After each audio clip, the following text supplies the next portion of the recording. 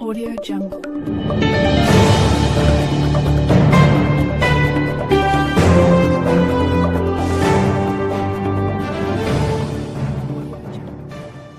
Hey, hold on there and listen. The biggest online platform is back and we are ready. It's the voice of Sinoe in the diaspora. Your one stop for information, debate, and discovery. Join us every Thursday at 12 o'clock p.m. EST, 4 o'clock p.m. GMT, and 12 midnight in the Philippines, where power, progress, and the people take center stage. The program is with your host, Diaspora Esoteric, the mouthpiece of the God, and your bread and co-host, Shirley.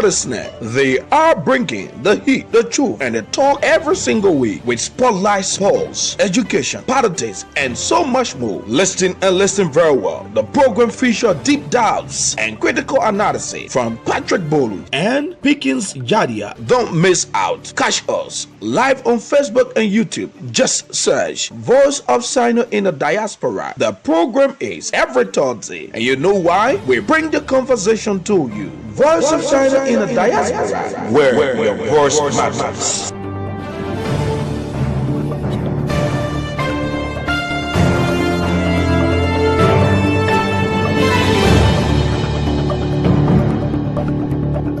Audio Jungle.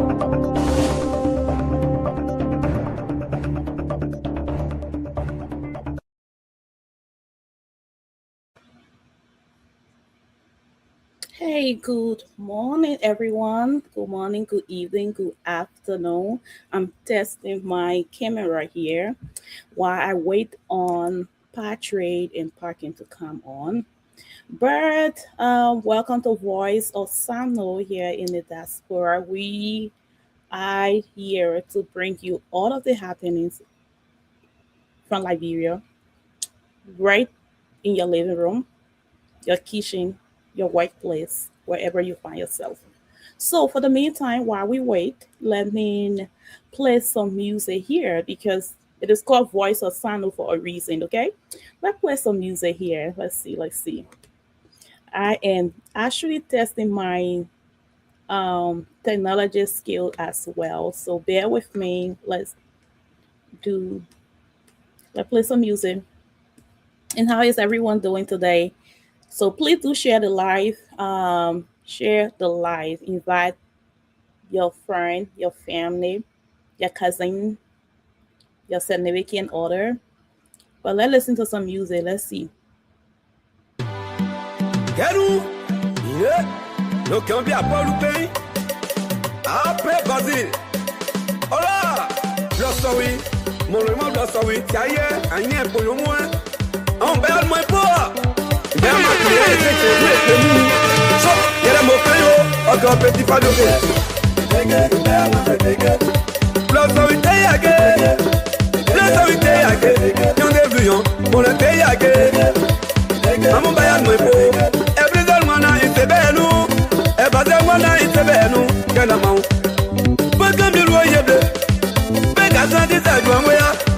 You know where design mada. Ina ba radio. Bomba dweje to bata. Bazi. We we bonwo. Uwa jeje pole masu doinwe. Uwa nyonya kaya masu doinwe. Ikeno inezake. Ule no nu ikwande. Loyo kabe. Ineza aiso. I say, oh, ma, one block so we know most of the way. That's the way. You make it a pound, oh, yeah, that is say, Yadao. Can you press on your blow in again? That's the press, my area. You got that so like blanche, well, you know, they blanche. Can you need a way of blowing now? Clip up on more than right. Patience, I'm on radio, yeah, nobody number well. Can you hold on your blowing now? Pay all on. So if you are just joining us here on les jumeaux, on va pas monter. D'abord que pour moi, t'as pris l'eau de pagnon. L'eau est très droite, le pas mon bleu, oui. Mon désabord, on dit pour mon camble, mon pas, oui, les loups, je vais. Voyez, ni ta gueule, le pas. Ah oh, je sais, il va ouais, blanche, ne peux rien de marcher là-haut. Oui, à ta pas, all right, yes. So I am figuring things out some kind of way, okay? But if you are just joining us here, welcome to Voice of Sinoe in the Diaspora. My name is Shirley. I am going to be your host today. So what that means, you need to make sure when you're coming on or when you are ready to watch the show, get your cup of coffee, your cup of tea, because I want you to grade me, okay? Because Madison is not going to be here today. I mean, I don't know if it's a good thing or if it's something that is so scary that, you know, your boss is not going to be here, but I know he's going to be watching. But I want you to grade me first before he gets to grade me. So make sure when you're coming on or when you are ready to watch with your friend, with your significant other, don't watch this show by yourself. Make sure you invite somebody. Let somebody invite someone. And you can take notes, compare notes, and let them know, oh, I think she did a great job. And for sure, guys, I am open to making sure that I can improve, okay? Because I want my boss to trust me to run this show, even when he's here. So I am depending on you. But in the meantime, share and share and share. Let's listen to some music here while we wait on Patrick and Prekins to come on. So, the Yaya boss, Salasole, and JUP, Adwala, nobody know, Gio Takako. I'm Osia, from a 1 year in India. At the theater, watching a Pico. And I'm getting some news coming in here. I think the men are trying to set me up here being the only female on this platform, but it's okay. You know, I can't handle that. That's why they are intentionally coming on late, but it's okay, guys. I hope you guys are here with me, and make sure, again, get your cup of water, your cup of coffee, your cup of tea, anything that will keep you excited to make sure that you are not leaving your seat and paying attention to the happening, especially what we have to bring to you today from Liberia. Okay?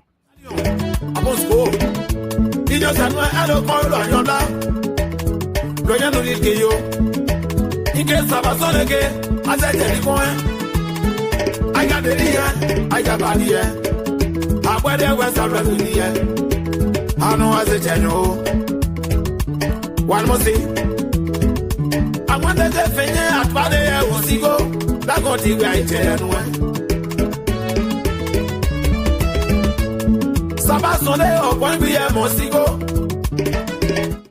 So an update here, I just got information that Patrick is still trying to find his glasses before he can come on here. So that is taking him a little bit time to come on. But anyhow, I hope you are enjoying the music from Sinoe County here. Let's play some sample music here.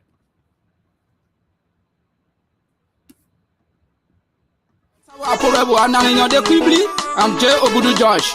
About you, Black Rasara, August 16, 2025. Adiabuyama. Adiabuyao, Mayano, Niamuyao, Mayano, Mama Yamuyao, Niamuyao, Niamuyao, Niamuyao, Mayano, Niamuyao, Mayano, Bibi Manamo, Niamuyao, Daniel. Yeah.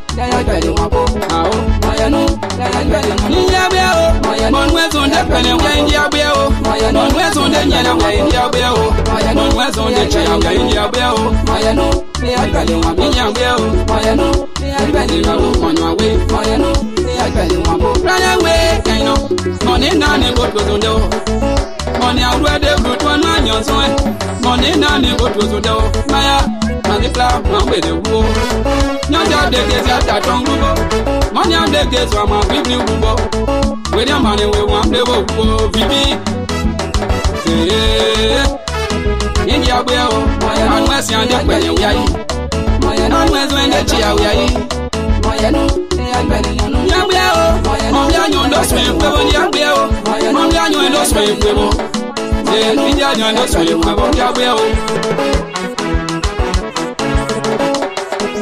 My no way, my no, you are that.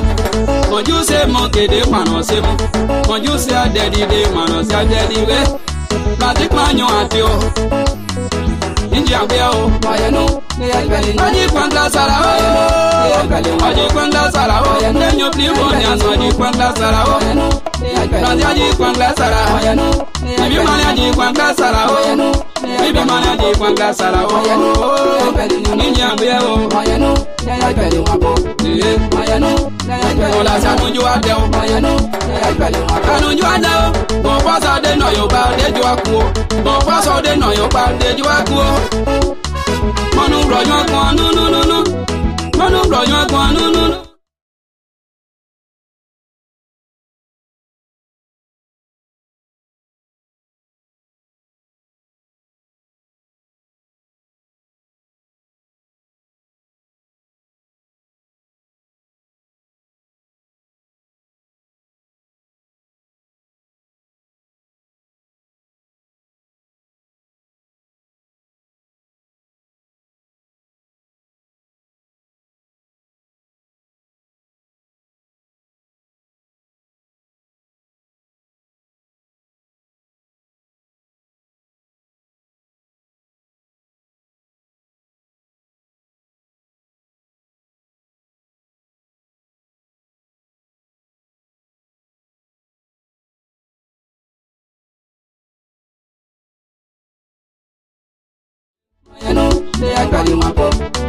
First club mayo.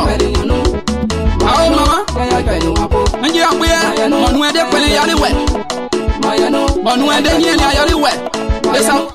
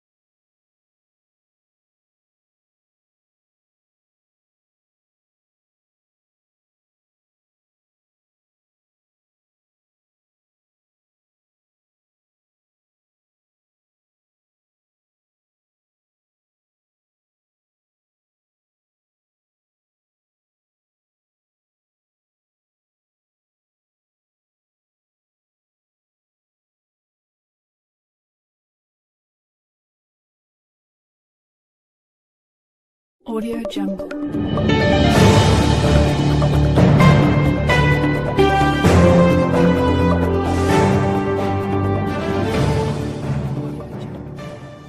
Hey, hold on there and listen. The biggest online platform is back and we are ready. It's the voice of Sinoe in the diaspora. Your one stop for information, debate, and discovery. Join us every Thursday at 12 o'clock p.m. EST, 4 o'clock p.m. GMT, and 12 midnight in the Philippines, where power, progress, and the people take center stage. The program is with your host, Diaspora Esoteric, the mouthpiece of the God, and your brilliant co-host, Shirley.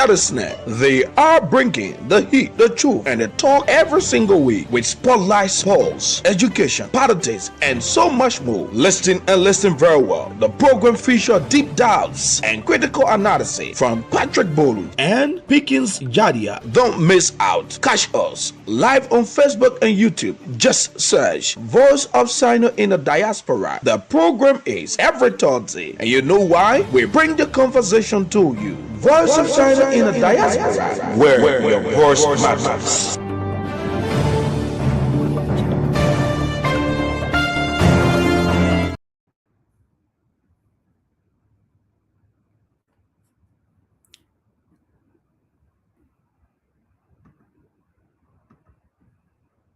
Right, yeah, we have Patrick and myself on here. I'm gonna let Patrick settle in, and I'm gonna bring him on. I want to say thank you. We apologize here for starting late, um, but we want to welcome you to Voice of Sinoe in the Diaspora. I am here with my boy Patrick. We are going to be the one bringing you all the happening from Liberia today. And I think Prekins is going to join us later. So let me see. I think Patrick is ready for me to bring him on here. Give me a few seconds. Hey, Patrick. Oh, yes. I'm going to bring up closer so that people can see us. How you Oh, doing? yeah. A superstar, Shirley. Thank you so much for being here today again. I'm happy to join you today. Hoping to be joined by Prekins, to move on for the people and for the country. Yeah. Happy to be back here today. Well, it's good to have you on. And I was telling the people, I said, Patrick is looking for his glasses. So it's taking him forever to come on. But then I got a breaking news that you guys, all three of you, decided to set me up. So y'all have me here by myself. And I'm telling the audience, I'm like, don't worry, just share the live because I can handle this. And so it is good to have you on here, Patrick. It is good to have you on. So what are some of the things that you have in your mind today that you want the people to know about before I introduce the show here? Like, what are some of the things that you are looking forward to discuss today? Okay, so before your brilliant intro comes on today, we are here today. A lot of things have been happening in the country. As usual, we are here. But on the flip side of things that Shirley will be introducing today, few things that have been trending include a 65-year-old woman in Nema County who, brutally murdered her 3 grandchildren using a razor blade and eventually ended with a knife. She has been arrested and charged with murder and forwarded to court in Sinoe, Nema County. And so that's one of the trending stories making headways on the internet. Also, in the course of this week, we also saw the ban placed on Crystal the Change. All of you know the guy called Crystal the Change, the Liberian artist who recently performed on the St. Teresa Convent Catholic campus in Monrovia on February 7th. And he went there, now observing the school environment. He started to sing all of the rude music. And you could see the girls, the children, all in the rude songs. The performance did not go well with the public, and the Ministry of Education of Ghana, Liberia. And so Crystal has been placed on a nationwide ban from performing from any school-related event on any school campus across the country until the end of the academic year. Also, St. Teresa Convent has been fined $500,000 Liberian dollars for allowing such practice to even take place on their campus, such performance to take place on their campus. That's something. Crystal also responded to the ban by saying yes, he accepts it, he acknowledges it, he will respect it. In fact, it's an opportunity for you to reflect on what happened. Actually, he re-apologizes for that indecent performance. Yes, so that's something. Also on the flip side, when things affect the ordinary people, like fire disaster, demolition, eviction, sometimes the big shots in the country, they realize they think it is about the ordinary people, but sometimes too it affects them. So most of our local division was 6 representative Sandra Agnes yesterday faced eviction from his Children's Hospital, where Cook officers also burst into the building. They threw out his things in his absence. They evicted the whole place, and so he'll be crying and crying like the ordinary people are crying too, and so many things. So lastly, the lady who was crying on the internet, the Help Yourself business CEO, who was painting all over the place. Somebody came out to say, a man came out to say, well, he got beating her so because She started with him. The two of them started the business, and when the business was growing, she kicked the man out of the whole business, kicked him out of the whole relationship, and then she took everything to herself. So he says that he not beating the woman so, but notwithstanding, the woman came back and said, "Well, I mean, he's lying, and everything he's saying is untrue." So far so good. Those are the things happening on the big stories today. Shirley herself will introduce a big stories today coming up on the platform. Thank you for listening. Wow, what there's so many things happening in Liberia. So I'm just gonna go into the intro of why we are here. What are some of the things that we're gonna be bringing to you today in your living room, I want to say, or maybe in your office, wherever you are. But we want to say, please, guys, share the life, because you don't want to be the only person benefiting from what we have to share today. So invite your friend, invite your family, invite someone that you care about, or someone that is from Liberia. Please share. So, Patrick, Liberia is witnessing a mix of progress in pressing national concerns that demand thoughtful attention. That's what we're going to focus on today. So we see that of the 285 yellow machine, there are 137 that already arrived in Liberia. And Sinoe County and other counties, are accepted to receive one full set of 19 pieces each. Isn't that amazing? So at the same time, the University of Liberia has graduated 1,724 students with undergrad degrees. But it is raising an important national question. What opportunities await these young graduates as they transition from the classroom into an already challenging job market, or let's say a market that has no job for them, right? But meanwhile, security concerns continue to mount as raising insecurity and the displacement of citizens underscore the urgent need for strong government intervention. In the midst of these developments, Police Inspector General Gregory Coleman has confirmed that Cecelia Clarke, the one we talked about last week, remains within the police force. A statement that has drawn public attention, because last week we talked about her resigning because she had a lot of other things that she put on the table, reason why she was not going to be part of the police anymore. So they have added to the complexity of the national issue. And then Sinoe County is currently grappling with land dispute. People are fighting over land in Sinoe County. County like Grand Gedeh and Grand Kru highlighted the need for leadership and sustainable conflict resolution when it comes to the land. So there are so many things with the one that Patrick already talked about. There's so many things happening, and we want to go into some of the things and talk more about them today.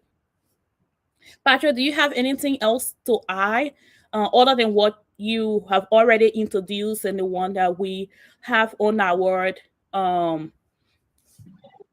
I think we have got enough already. So many things here. So let's go. I just move into them one by one, and then let our audience, our followers, our viewers get to exactly what we are talking about here. We got enough already. Think about it though. The first 137 yellow machine arrived in Liberia. And people are excited. I just saw the post where someone said, wait, so you mean all the government officials, they are not working today because of yellow machine?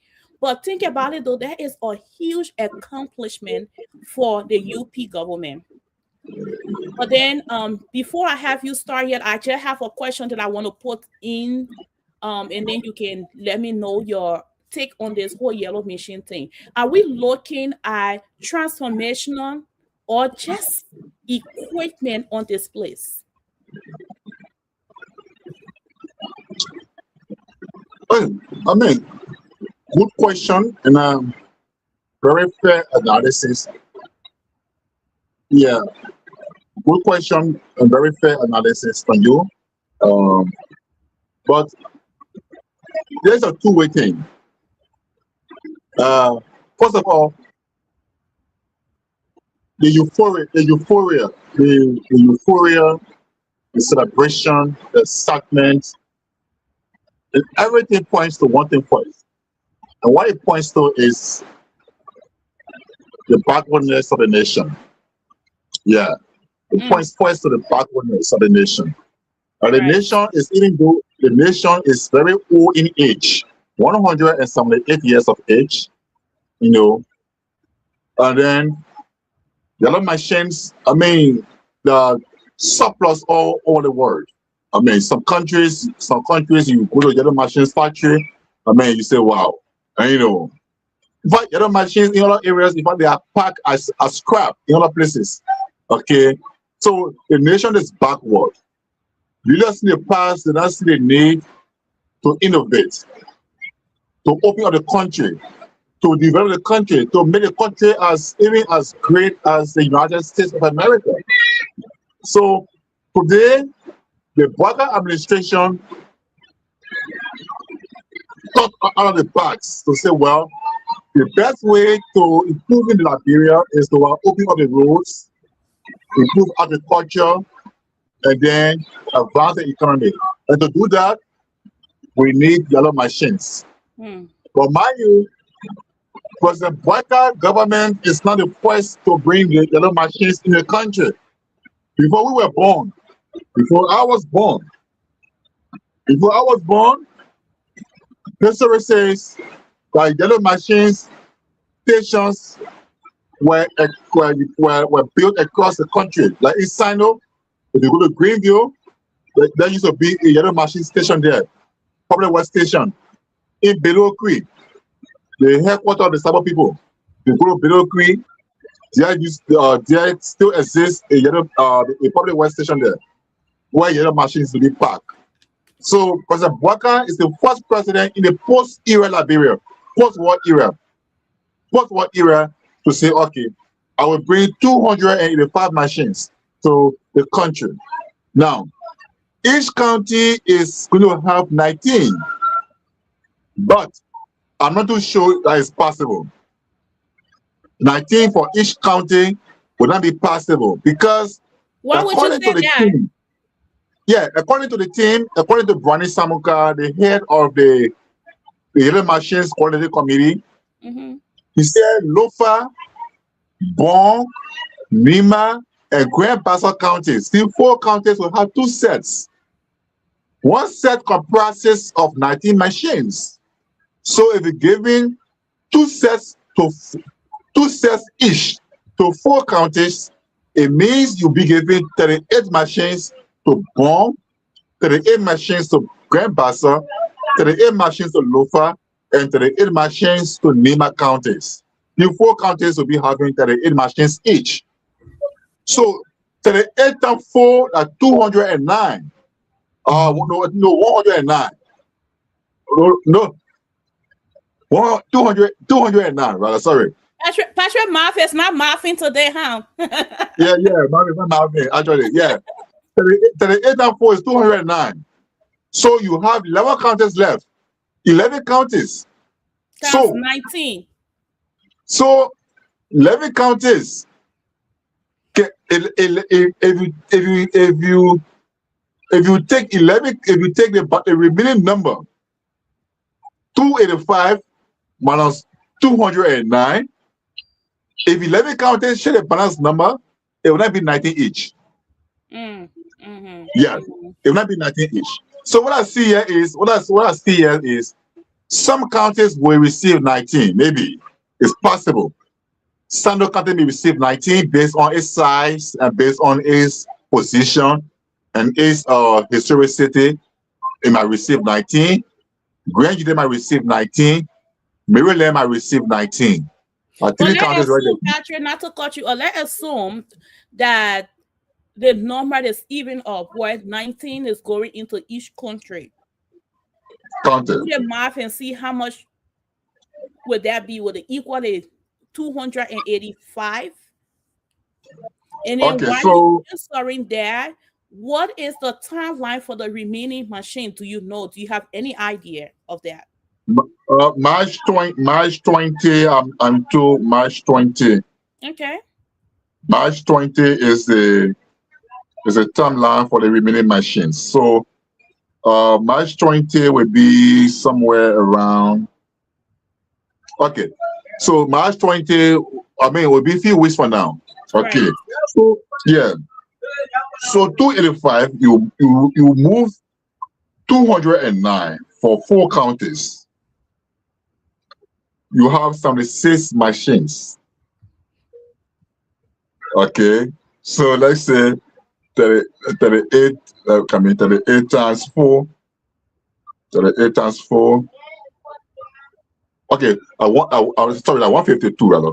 78, 30. Okay, I'm saying today, but not mathing at all. Your math is not mathing. Don't confuse our people with math here. Yeah, I'm not mathing. So 38 times 4, that's 152.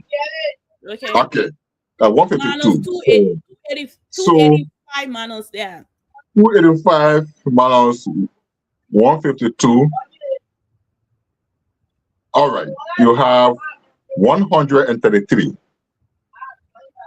Okay, so divide 133 divided by 11. You got 12. You got 12 machines.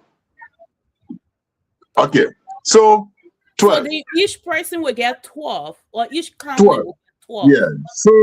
So maybe they'll do the math for when each county gets 19. Yeah, if each county get 19 equally, it will be 285. If each county receives 19 pieces equally, the 15 counties, it will be exact 285. So do you think he misspoke, or he might be expecting more than the 285? So maybe more might come in the future, but for the 285, for the calculation, the 285 with 2 sets go to 4 counties each. It would not be possible to have 19. So what I foresee here, River Cess, Grand Kru, River G, Bapolu, Bombing, River G, River Cess, Grand Kru, Bapolu, Bombing. These 5 counties might receive less number. Okay. Oh, yeah. I mean, like you can conclude on that, or it could be they have more that it could bring to get those 4 counties double of what the others are receiving. So if Cess big county receive 19 each, that'll be 114. If Sinoe, Maryland, Grand Gedeh, Sinoe, Maryland, Grand Gedeh, Mangiri, Monserrato, 5. Which other county to make it 6? Which other county quickly? Okay, 5 right there. Which other county? Oh my God. Nima? Okay. So Nima, La Lofa, La Bon. So okay, yeah. So if 6 counties, the Sinoe, the Maryland, the Grand Gedeh, that's Grand Gedeh. Okay, Grand Kru. Okay, a Grand Kru. That's Mangiri, Monserrato. If each of them receive 19 pieces, it means they will each be getting 114. They will each get 114. So 114, you move 133. So you will have 19 pieces left. So 19 pieces share among the other.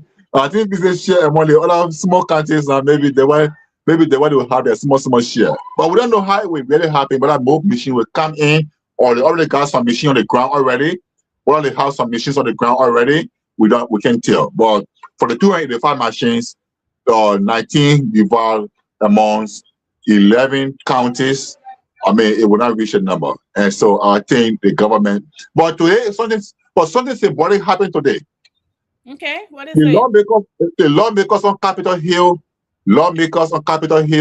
ministers, superintendents, directors, commissioners. I mean, today, all of them got in their predominant yellow suits. Okay? Predominant yellow suits. If you see them today, so colorful in the yellow suits. And the yellow suit symbolizes solidarity, support, appreciation, and gratitude to the government for bringing yellow machines. Yeah, so but there are a few questions here, Patrick, that I think I want us to go over, especially when it comes to the yellow machine, right? First, though, I will say the president or the UP government are fulfilling their promises, right? Because yellow machine was part of some of the things that they said they were going to do. And there was so much noise that was going around about, the yellow machine. So the fact that they have been fulfilled or they are fulfilling those promises, that's a good thing. But I want to say, though, with the yellow machine, we understand. So and you went over a little bit about the allocation about the yellow machine, which is confusing to you, trying to put those numbers together, especially with the hair saying that they want to double the yellow machine of 19 pieces to other counties, like 4 other counties. When you do the math, where 285 supposed to come, that math is not going to math. It's not going to math out. So that part alone is it's confusing how the allocations of those machines going to be. But we leave it with them, and we want to see, right? We are here, and we're going to bring you another information once we get to know for sure how they're going to distribute those yellow machines. But with the the county like Sinoe County, right? Will they have trained operators ready for those yellow machines as they distribute it into these different counties? What you think, Patrick? Yeah, so that is so that remains a question. The executive mansion published yesterday, published vacancies. Yeah, long vacancy yesterday. And the deadline is on the 28th of this month. Which is 2 days? Because today is the 26th. So they published it yesterday. Yesterday was the 25th, 26th, 27th, 28th. So the 28th is the deadline. They published the vacancy yesterday. Long vacancy. And I think Sinoe County has some people that are prepared, young people that are prepared. Okay. But it's going to be challenging. Because if you talk about vacancy already, people should apply. Then what is coming now is you're talking about professional thing now. That is, people should come with credentials. That's what I'm about to say. Yeah. What you talk about vacancy? We already had trained people that are already trained to. All right. So people are trained in practical knowledge. There are people who are trained in practical knowledge, but they may not have the credentials because the vacancy says that people should upload their CVs. Okay, so upload their CVs. So people have practical knowledge in operating some of the machines. There are some drivers who did not go to school at all. They learn as a conductor. Some people have not even got the money to go get driver lessons or to get operating license. So it's going to be challenging. But besides the operational aspect of the whole machines, the issue that has to do with honesty in our country is one problem that I've been worried about. The accountability. Accountability. In a country, we steal too much. Corruption is raging, and people are so dishonest. And practically, people have already seen it for themselves. People send the money down here, for example, say, people send money to build houses. I mean, they are frustrated. Somebody sent 100 bags of cement to go build a house. Somebody, they have 100 bags of cement. They will take 50-50. Go sell 50 bags of cement somewhere else, and then use 50 bags to produce the quantity of bricks that 100 bags of cement will produce. That is the kind of dishonesty in this country. So the yellow machines they have come with service trucks. Special trucks loaded with spare parts and tools. Special trucks already loaded with spare parts and tools. That's good. The yellow machines also come with few trucks. They're able to buy commercial fuel. The fuel trucks are there. But from what we experience in this country, the level of the level of theft that can take place in this country, I'm sorry. The government is it's going to good be. that you said that, Patrick, because that was part of one of my 4 questions that I have here. But before I go to that accountability question and measures that will be in place to ensure that people are not stealing and they are actually maintaining the yellow machines where it can last for a long time. I have this question so we can be able to wrap up here and move on to the next topic. How would this improve farm to market needs and economic growth? Okay, so this is a good part of it, all right. Besides the opportunity to employ young people or to employ citizens, farm to market road, feeder road, and and major highways will be accessible. And in this aspect,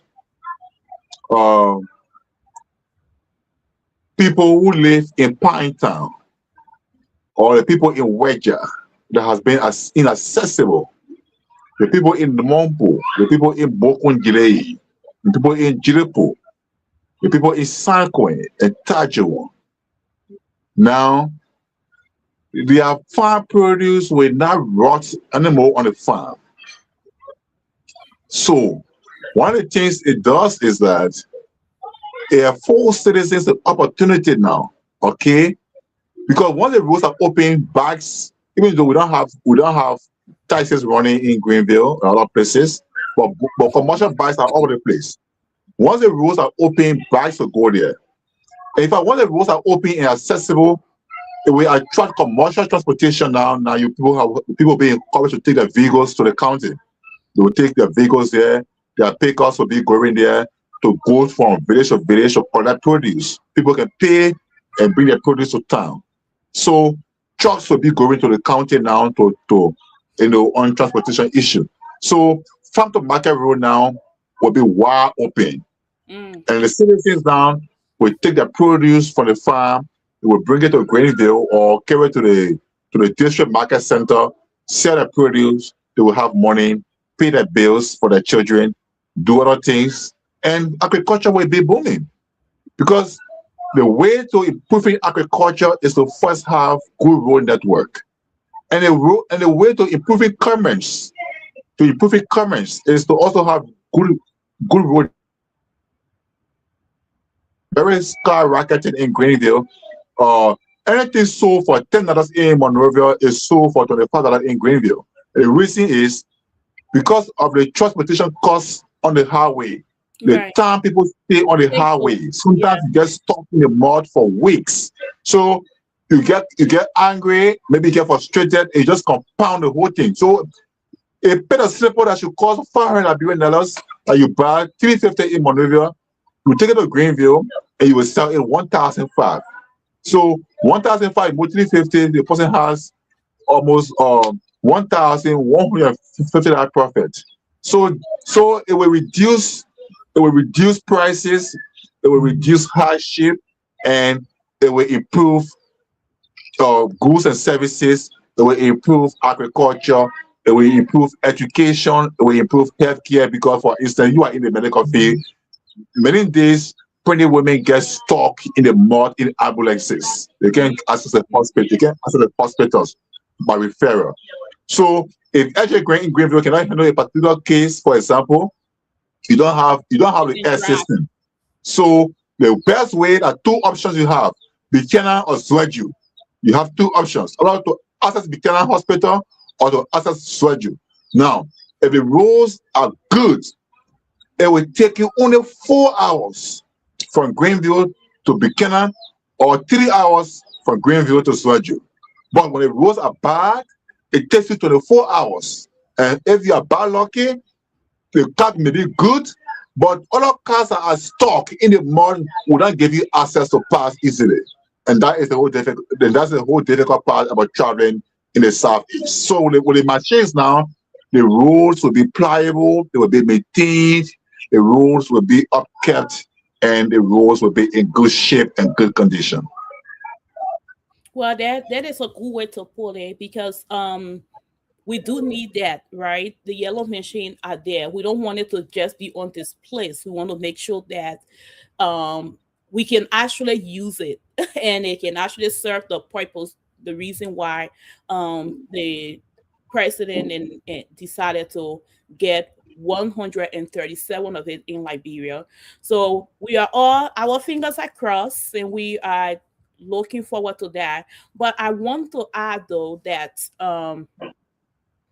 for the yellow machine to not be on this place, we need to the government need to make sure that they have people that know the in and out and how to use those machines and be able to teach those young people that want to work, that want to not just sit home, that want to work. So that brings me to our next topic about the University of Liberia, who have they have 1,724 students graduated, undergrads.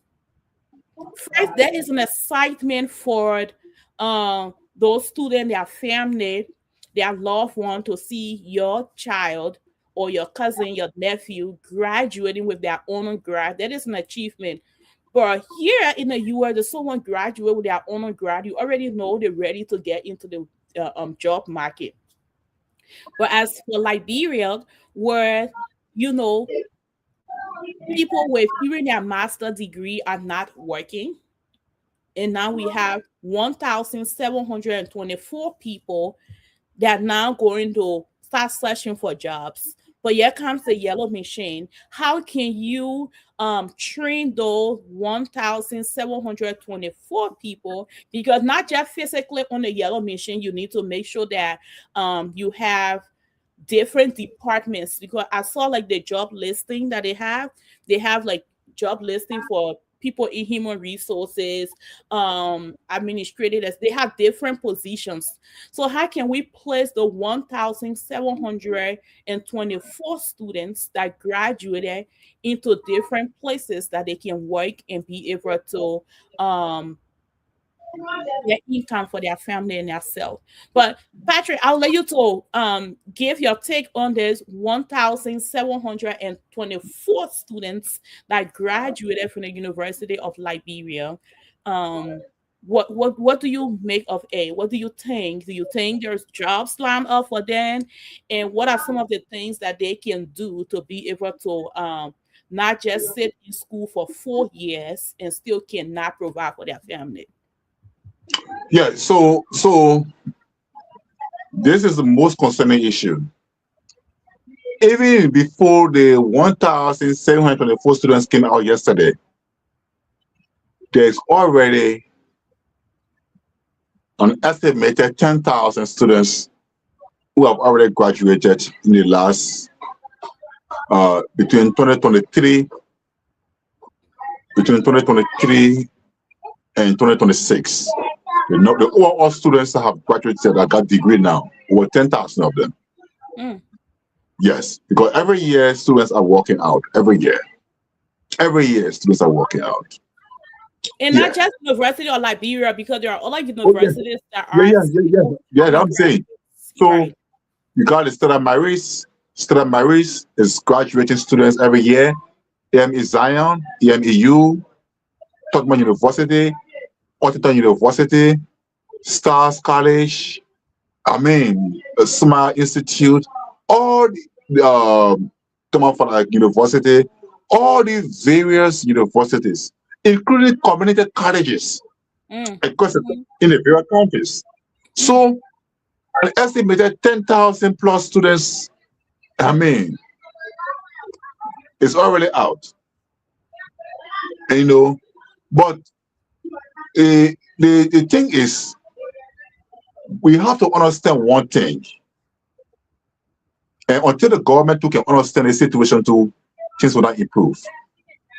the government and the citizens have to accept and agree that government is not a hiring entity. Yes, you will agree with me that even as successful as the US is, the federal government is not the largest, employer. No. It's not. Okay. So until the government understands, until we understand that the government should not be seen as the source of employment, then of course we'll get ready. So private sector, the private sector has to be expanded. It has to be open. There must be investment so that the private sector will be able to absorb these graduates as they come out. Like for instance, the BWR and the UL, the partner yesterday, and they graduated over 60 students in other disciplines: mechanical engineering, electrical engineering, and other areas. The Department of Forestry put out some students yesterday too. Okay, so the only people who are going to get job right now in this country, for example, by standard, are those who study political science. Okay, I mean, those study political science are those ones who get job, because political science, is a social science that you can provide your own employment, or maybe by just by seeking a public office, or maybe by doing something to moving to activism or political activism or whatever. Okay, but people who are in a professional areas. But Patrick, that kind of analysis, are you discouraging political science people to not go into the field of political science because they have to actually be people that think outside of the box and know that there is no employment for them until they can actually think outside of the box to be able to their own way. So right before you here, I use you as a practical example. When you got your degree in political science, if you have sat down, or if you had just come to Liberia and said, okay, I got a degree in political science, and so I'm going to Liberia, you couldn't have had the opportunity you're providing to other people today, and by offering the kind of program, through your extra professional studies. Okay, so political science does not offer employment opportunity.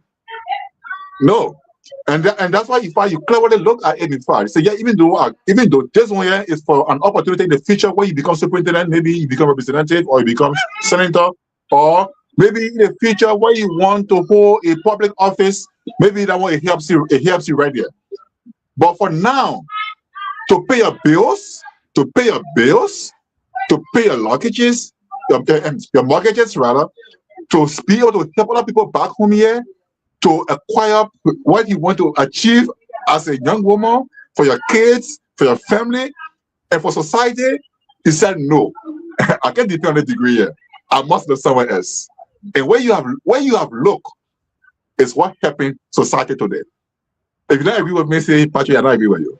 I mean, that actually makes sense. I mean, that makes sense. Okay. I know. Again, it's different when you are in Liberia, because you have your political science, and I don't know who will go to school and just do political science. So you have to do something that you want to do beyond political science. So I did political science and pre-law because I wanted to go to law school. So yeah, so that definitely makes sense. So what you say with the job market and the fact that we have so many graduates that don't have a job, what role should private sector play? Because you make a comment though, and which is very well true, that we cannot just depend on the government. So what role can the private sector play? And then should the government expand entrepreneurship or entrepreneur funding that will encourage private sector to create jobs for the graduates? How does it look like? So for instance, now the government brought machines in, and the machines are meant to also expand agriculture. So can the government now, for example, can the government now say, okay, we are opening every county, every fertile county, every county that is good in agriculture, we are opening up maybe youth empowerment farms. Youth empowerment farms in the various counties.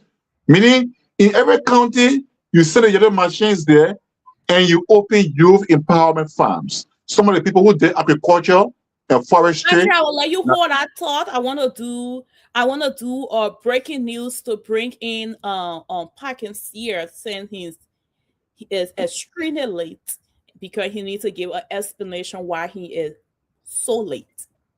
But let me get my breaking news stuff on here. 1 second, Patrick. Please do hold your thought. All right, guys, we're gonna do breaking news, and hopefully I'll do it right here. But okay. At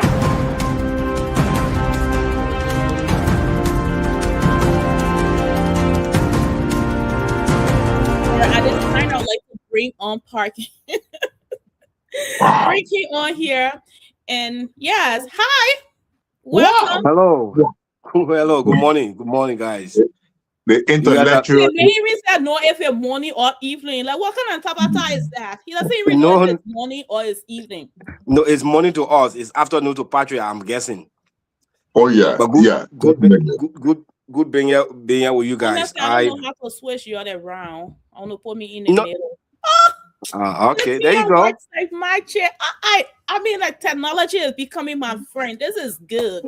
But Patrick, that's good. The intellectual Robert watching backstage, so he will. Yes, welcome the intellectual Robert. Yeah. Thank you, guys. Thank you. It's nice being here again.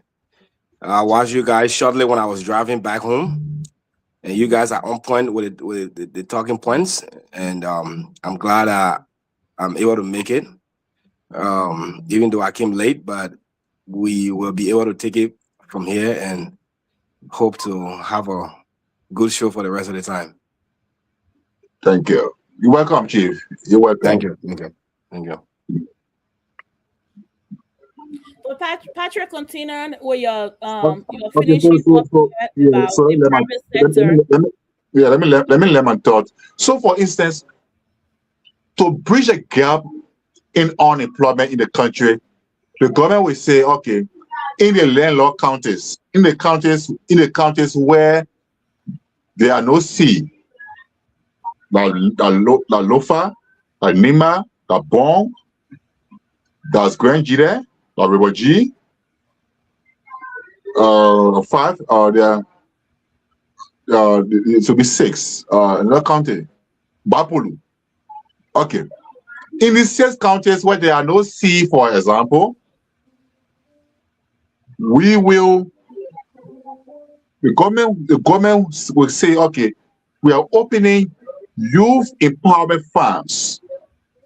These farms, for example, government will invest. They can employ thousands of young people. They will go on the farm, they will work through machines. Not the intensive labor farming now. All right? They will work through machines. Those who don't go to school, they will use their labor. Okay? Those who go to school, who got skills, they will use their skills. Mm-hmm. So you have a mixed labor force. Now, the government will be paying these people here, maybe let's say 3 years. 3 years, the government will start to pay them. But guess what? After 3 years, what do you have right there? That very farm will begin. To what? To get harvested. Whether it's rice, whether it's maize, whatever you put in that farm, whether it's pineapple, it's planting, whatever you put there, it will begin to what? To multiply. And as the farms are harvested in those 6 counties, the young people will sell their produce, the money gets into their pocket, and then at the same time, they are replanting. But that already you already get poverty already. So agriculture alone can become the largest employer in this country without people going to other places. And when we come from the farm, then going to just produce the materials, but government can build factories. Maybe you can build rice mills in those areas. You can build processing plants in those areas. You not just be doing rice farming or cassava farming, but you can be producing different stuff, right on the farm. Then in the coastal counties where they are sea, you say, okay, you know what? Send the sea is not good for agriculture. The government is bringing in boats. The government will give each county 5 boats, 5 fishing boats. The government will build learning boats. It will build maybe dryer or maybe coastal facilities, large ones. The government will train. You go to learn how to fish on the ocean. You catch your fish, you come, you produce your fish. Now, here's a good thing. The coastal counties will take the fish and supply the landlord counties. The landlord counties will take the food products, the rice, the cassava, the rest of the other things that the coastal counties don't have and supply. So you see the trans-border trade, and the cross-county trade. Definitely, you provide employment opportunity for young people right there. They can go in the street, go steal again, they can do different things, they can do this, they can do that. So I think there where the government can look and do things.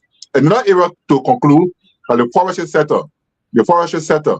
They bring all the logging companies to the country.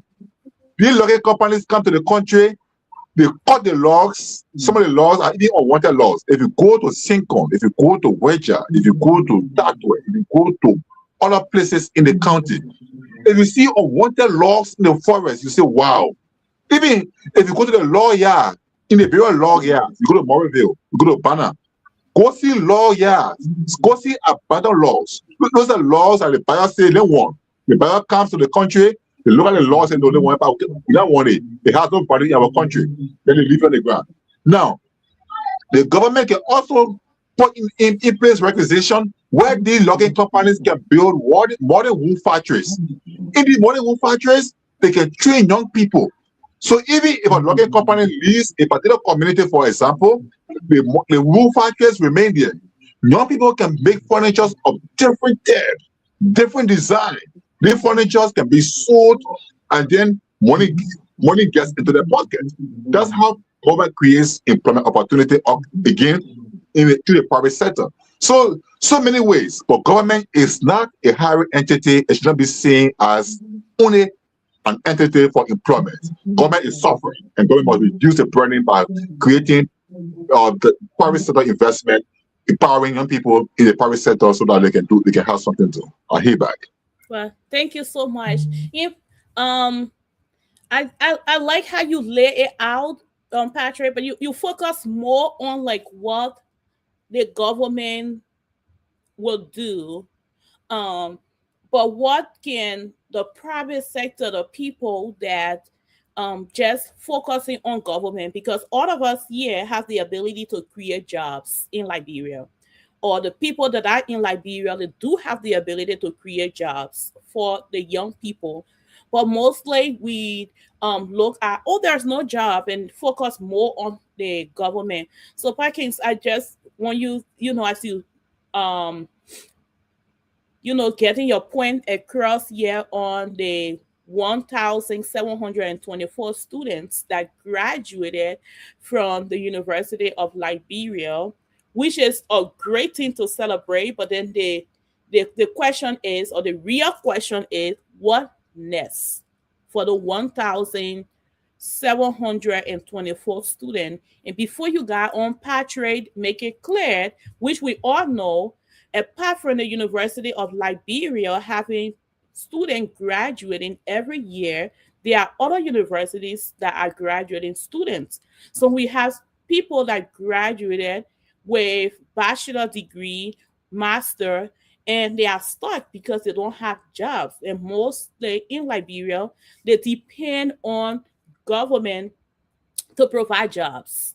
But then we all point our fingers to the government, knowing that when you pointing finger at somebody, another finger come back to you.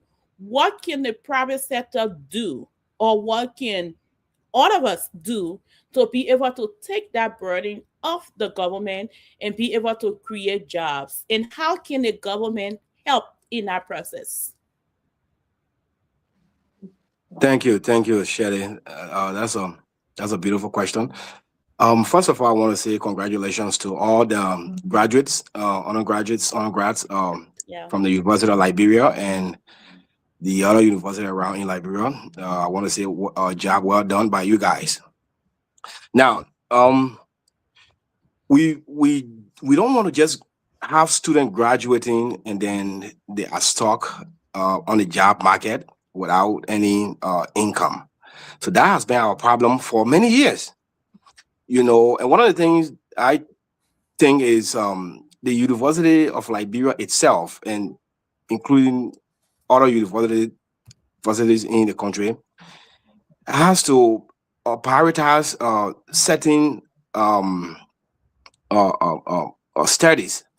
Let's say, for example, most of the students have graduated.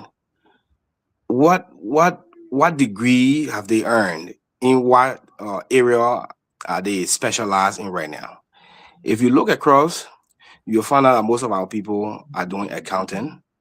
Some of them are doing political science. Some of them are doing economics. So if you have more students studying in this field, then most of the time their mindset is to get a government job after graduation. So one of the things the government have to improve on is expanding in technical skills or technical colleges. Like Patrick was saying, where people can, learn different kinds of skills and specialize in different kinds of areas. Because in that way, you will have skills to be reliable on the job market when it comes to private sector. And you will not only sit there after graduation and wait for government employment. So that's one of the problems. We don't have too many technical skills or technical graduate students. And so all of these political science students and economic students, at the end of the day, they will have to do application to get a government job, and the government will continue to expand. So the government can outsource a lot of things, like, for example, what Patrick was saying about some logging company or in the agricultural sector. We have some foreign companies in the country right now, like Bee Mountain and the rest, that mining diamond and gold. Now, you don't have to be an accounting or a political science student to go work in a technical area in the mining field or in areas like that, right? So let's say, for example, again, the government outsources our electricity problem to a private entity where they can be able to do oversight when the private entity is doing the implementation of the electricity. That's area that students can go and learn, or people can go and learn technical skill, how to be an electrician and all this kind of stuff. And that is the way to expand the private sector. But I want to also say, as much as the government is not, many people think it's not doing much right now, we must understand this government has been in power for about 3 years now. Let's say so. So Liberia problem is way more than 3 years, right? So we're gonna have to start from somewhere in order to solve the problem. The 137 yellow machines that are in the country right now, I want to believe the goal for those machines, at the end of the day, there will be 285, I believe. I want to believe the goal is to actually decentralize the entire country where the roads will be connected. And once roads are connected, agriculture will boom. Agriculture will boom, and people will be able to do farming or cultivate their crops and take it to the bigger market. And so instead of waiting for a government job, they will be able to expand in that area and earn income for themselves. Now, we all know that a country or a group of people that cannot feed themselves will always have an economic hardship. So the first thing for it is we want to make sure we are self-sufficient when it comes to food, especially the food that we consume mostly. So yes, I commend the government for taking that step. I mean, there's a whole lot more to do when it comes to the maintenance and how we cut down on corruption with these machines and the workforce. But that's one of the areas. Right now roads are being connected and youth will get employed. Even like when the president Sinoe mentioned about 72,000 jobs, these are some of the short-term and jobs that he was referring to. So construction will be happening. People will be employed for 3 months, 6 months. That's income coming to their family, to their household. And once the country is connected in a bigger way, then you will be able to travel from one county to another and be able to do different kinds of markets. And the economy will start to grow and the country will start to open up. So yes, we congratulate our students. So Prekins, to kind of like flow your thoughts into both topics, a question for you: are we allowing education with labor market needs, as far as like the student that graduated, the yellow mission that just show up in Liberia? Would you say that the education and labor market are in alignment? Not necessarily. Okay. And that's exactly why I mentioned technical colleges. We should have, as a country, we should have more technical colleges than regular traditional colleges in Liberia. We all know today in the 21st century, technology is improving, people are evolving. And traditional degrees like corporate degrees don't really make more money than they used to as compared to technical areas now. So we are graduating more students with fewer skills. And so for the job, it's hard for them to get a job on the job market. Again, they will have to rely on the government to either employ them, open different kinds of government agency so that they can get some sort of income, and that will be expanding the government a budget, and which we don't want. We want to cut down on the government spending and spend more or help to build up the private sector. So, I mean, the ones that every year people continue to graduate, but there's no job for them in the real world. So, yes, the government, I want to believe, will also look in that direction. They are on the right path. There's a lot of corruption going on with every sector ministry in Liberia. We know that. But at least you got to start from somewhere. So yes, we got more students with traditional skills, degrees, and no job for them. So the government going to have to find a way to expand in the private sector by investing in technical colleges and giving people some sort of technical skills where they don't have to necessarily go for a 4-year degree to have a stable income, Well, thank you so much for your point. I got a question before I move on here for you and Patrick. And there's 2 questions in one. The first one is: do you think we have the ability to prevent brain drain? Because you talk about there are a lot of people that are graduating, but basically you are saying we are lacking the skill. We just have the student graduating with the degree but no skill sets. Because I'm not sure if they even have the internship for students, because when you are in school and whatever you are studying, they give you the opportunity to do internship, to work in that field, to learn the practical aspect of what you're going to do when you get out of college. Right? I'm not sure if they have that in Liberia. I've been out of Liberia for a long time. So maybe Brother Patrick can kind of talk about that. Do we have like internship for example, for the 1,724 students? Can we say that at least half of them had the opportunity to do internship before graduation?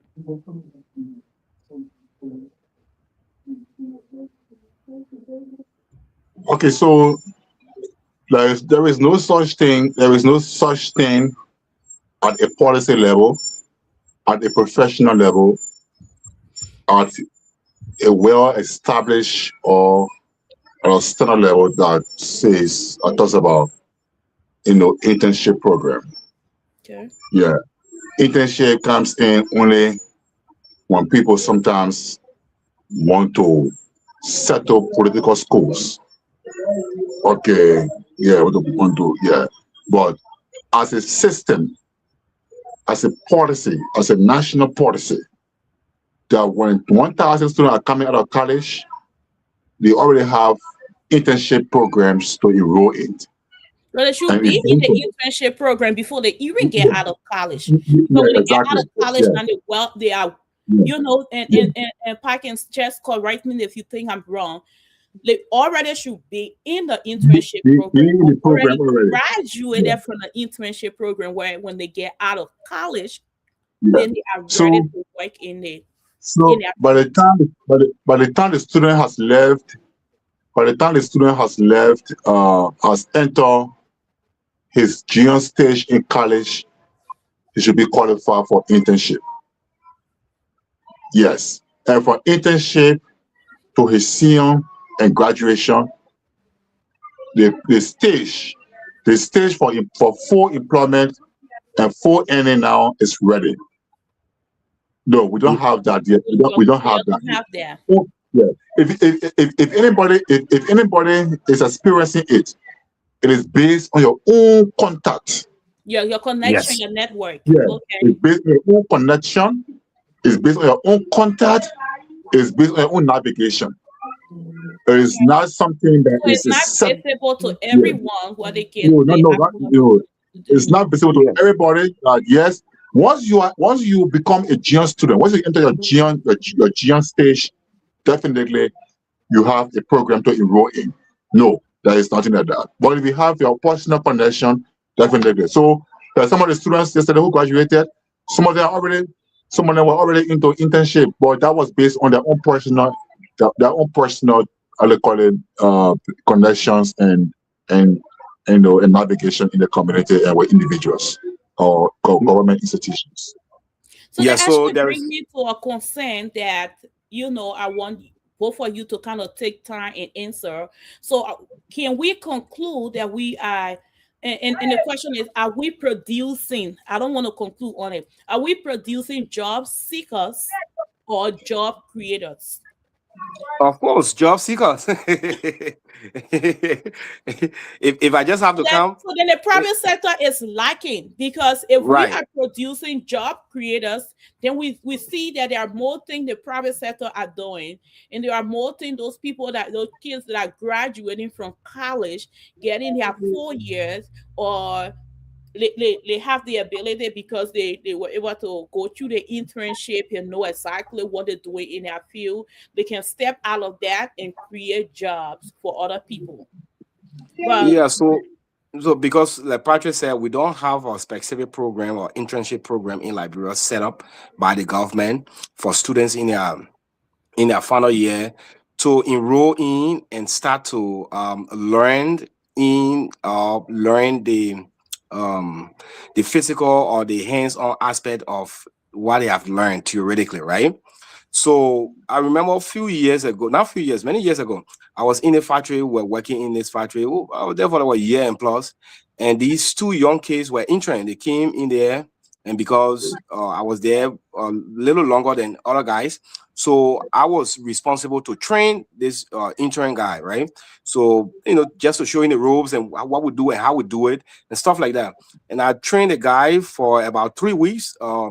And he left. He came back within 2 or 3 weeks, and he became supervisor for the role that I taught him. So even though I trained him, but after he graduated, he came back and he was a supervisor because he had the degree and the experience. Exactly, right. Yes. Even though I was more experienced than him, but he has a degree to back him up in that particular field. So yes, now if we have students again graduating with traditional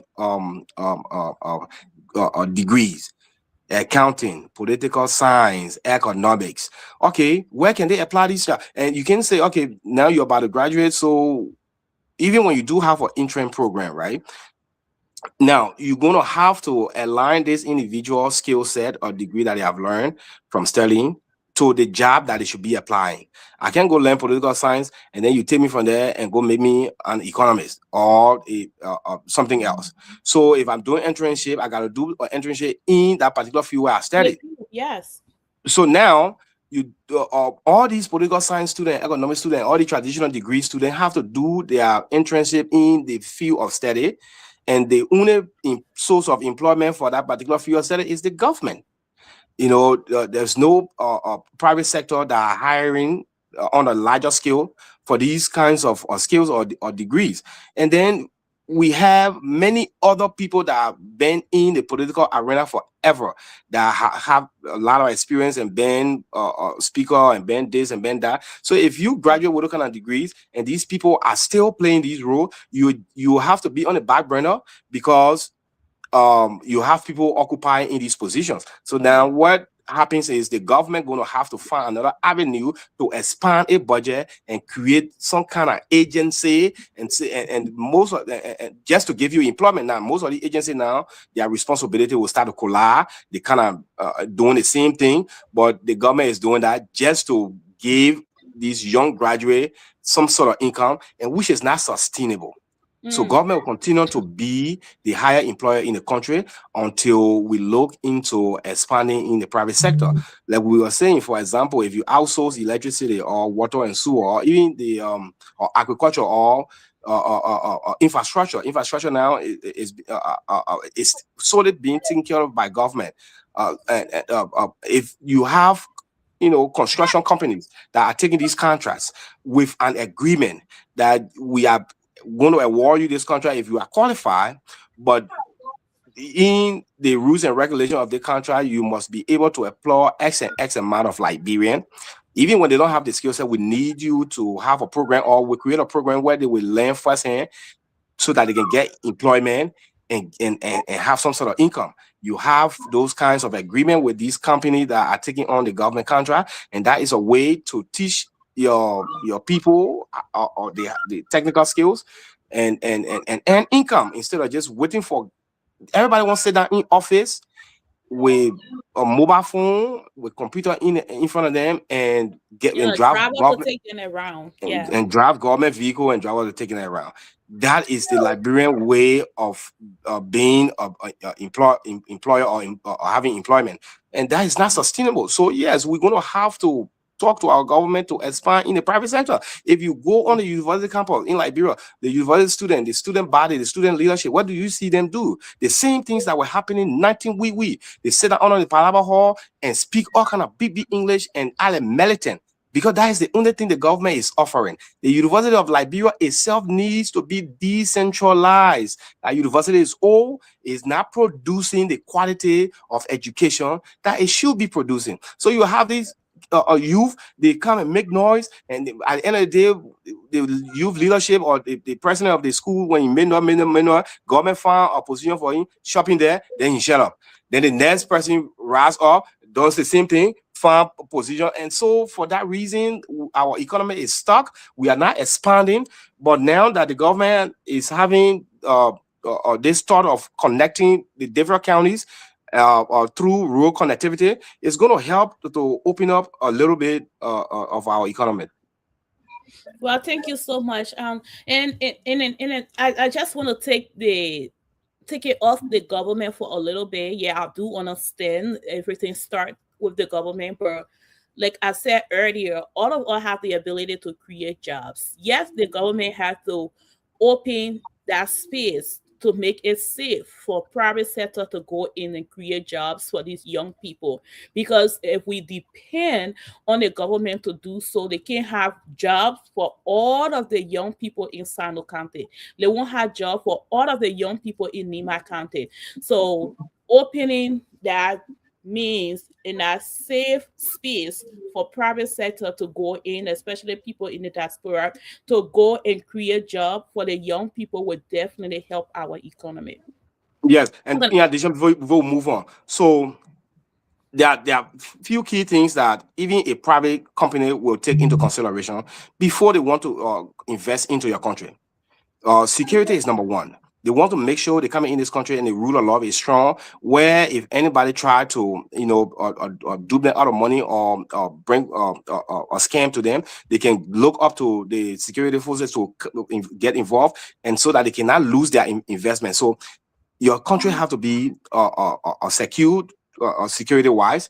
You cannot also invest your money into our country that is in darkness. So nothing happen in darkness, nothing improve in darkness. So the country itself got to be got to have energy 24/7, where when you have factories in different places, these people are able to. How do we work in America, for example? We work 24 hours. We change shifts. The people don't say, "Oh, it's getting dark now, so everybody go home, no more work." No, as you go home, the next person coming, because electricity is current, it's consistent. But that is not the case in Liberia. You got places where the regular people, they don't have electricity. So how do company will have to now invest into solar panel or their own or generators, and that is not sustainable. Now, also, you cannot carry factory in any place where there is no road to leave from there and transport your goods to the seaport or to wherever market that you need to have those goods to go. So yes, the government is doing well by trying to create that avenue of connecting the roads, but then our electricity problem is key. It has to be solved. We are not saying just in Monrovia, we mean in all the counties, and electricity got to be constant 24/7. And then our rule of law got to be strong and protective for all citizens and all investors in Liberia. And in that way, we will at least expand. Yeah, and that's actually yes. So the first thing we have to establish and understand is the private sector doesn't exist in a vacuum. All right, it's not something that stands on its own. The very private sector we're talking about, for example, is regulated by government. Yes, it is government that even sets the stage before you even invest into it. So if government removes corruption from the system, if you create a clean environment, if you create a free system, if you create a competitive, environment, definitely the private sector will boom. For instance, to even come and negotiate an investment in this country, Shirley, it begins with corruption. The person you meet, somebody wants to get their share, the other person get their cut. The person you meet to take you to the investment commission wants something from you. When you meet the investment commission, the commission chairman or somebody there wants something from you. Before they even drive you to the presidency, or before they drive you to the legislature, or to drive you through the pathway that you will get your investment established in the country, everywhere you travel, there was something must start from you. And eventually, then it boils down to something they call signature bonus. Signature bonus. For instance, HPX, before the HPSD was done in this country, how much they gave to the Liberian government? $37 million. Come back. $37 million. $37 million what they give the government of Liberia. What's all that for? So by the time the person looks at all of the challenges, all of the small money thing and that, of course, then they said no, they can't make it. So there should be no corruption. There should be no corruption. There should be no signature fees and all the corrupt tactics, all the corrupt engagements, all corrupt things that happen. When the government removes them, then of course people will be secure. Besides that, government also wants people to pay taxes. Okay, private sector to pay taxes. Then at the same time, so if government wants the private sector to do certain things, for example, one of the things they should do also is to do give and take. Give and take. For example, GB is saying, please pay the road here from this place to the point, from this point A to the point B. If that person is to pay the road, for example, why ask them for taxes again? If they'll pay the road, let them pay the road. They should give you 1,000 employment, 1,000 or 10,000 employment, then they give it to you. But if you want this, you want that, you want this, you want that, of course. I mean, so that is the reason why other countries are making progress. They are making progress. Government in other countries, like the way you guys are, government sometimes reduces tariff. Government reduces tariff sometimes. All right? It costs down sometimes it takes it high, but it depends on what is coming in. So I think that's the point I want to make there. Well, thank you so much. Point well taken. All right, let's move on to the next topic here. We are been hearing concern about the raising insecurity and displacement of communities, right? What is driving that insecurity? Is this economy? Is it political, or is it land related? What intervention should government prioritize?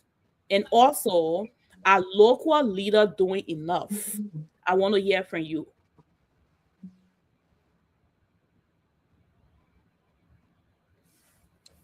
Well, Who wants to go first? Patrick probably want to go first.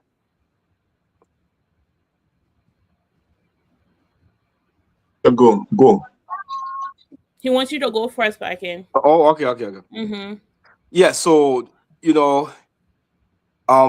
we all understand that in order for the country to get developed infrastructure wise, the country got to be laid out.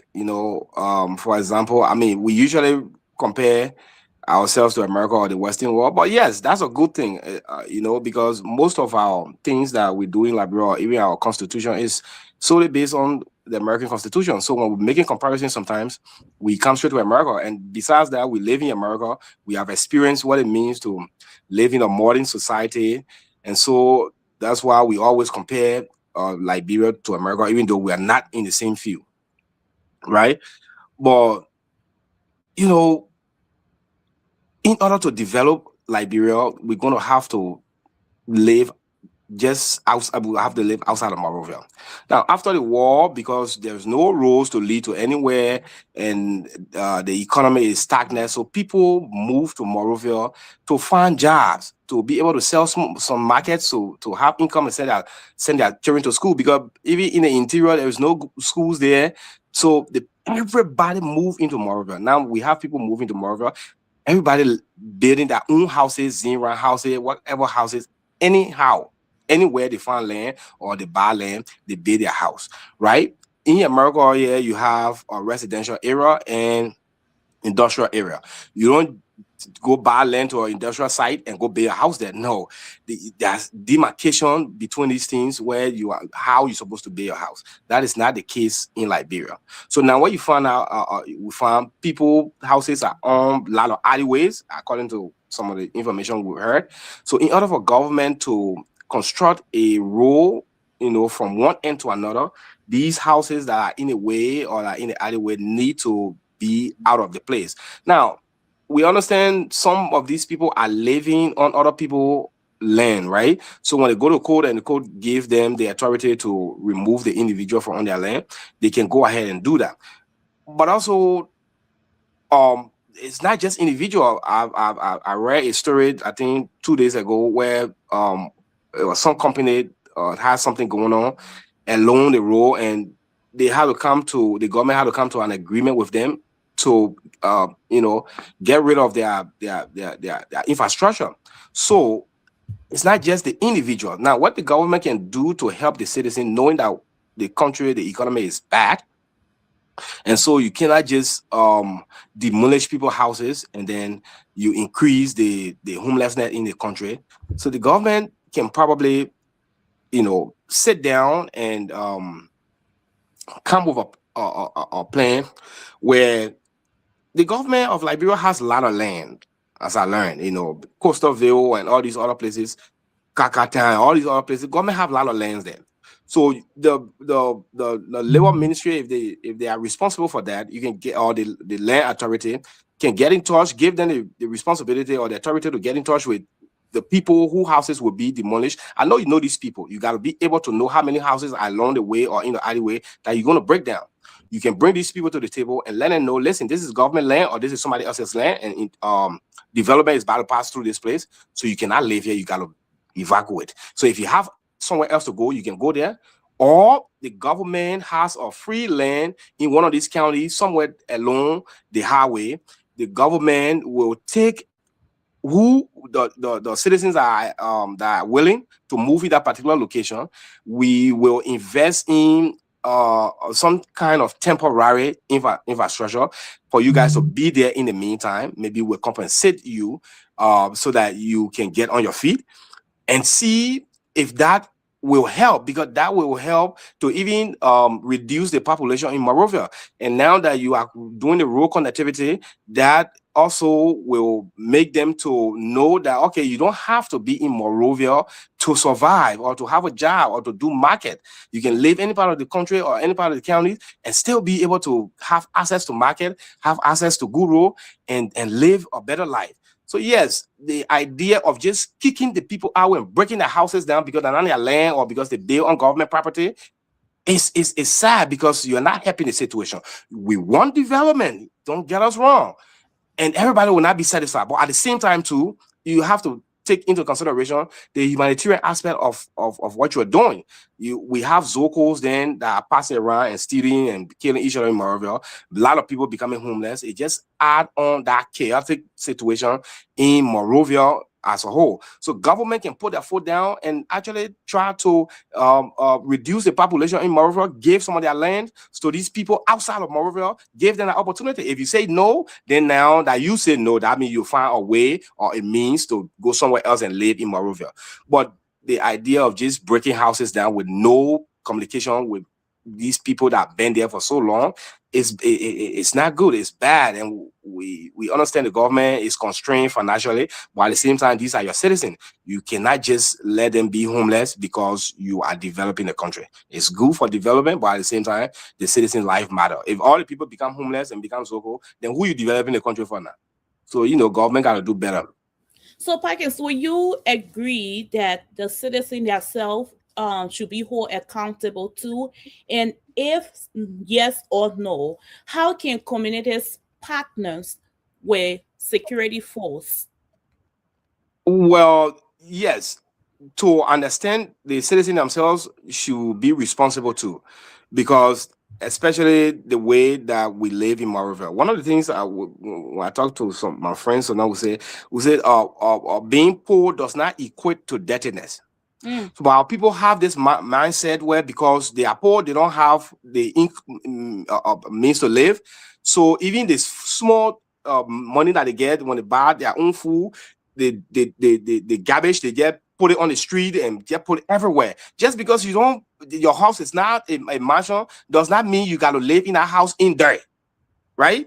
So yes, our people, they got to be educated, and sometimes the higher education is what the government got going on.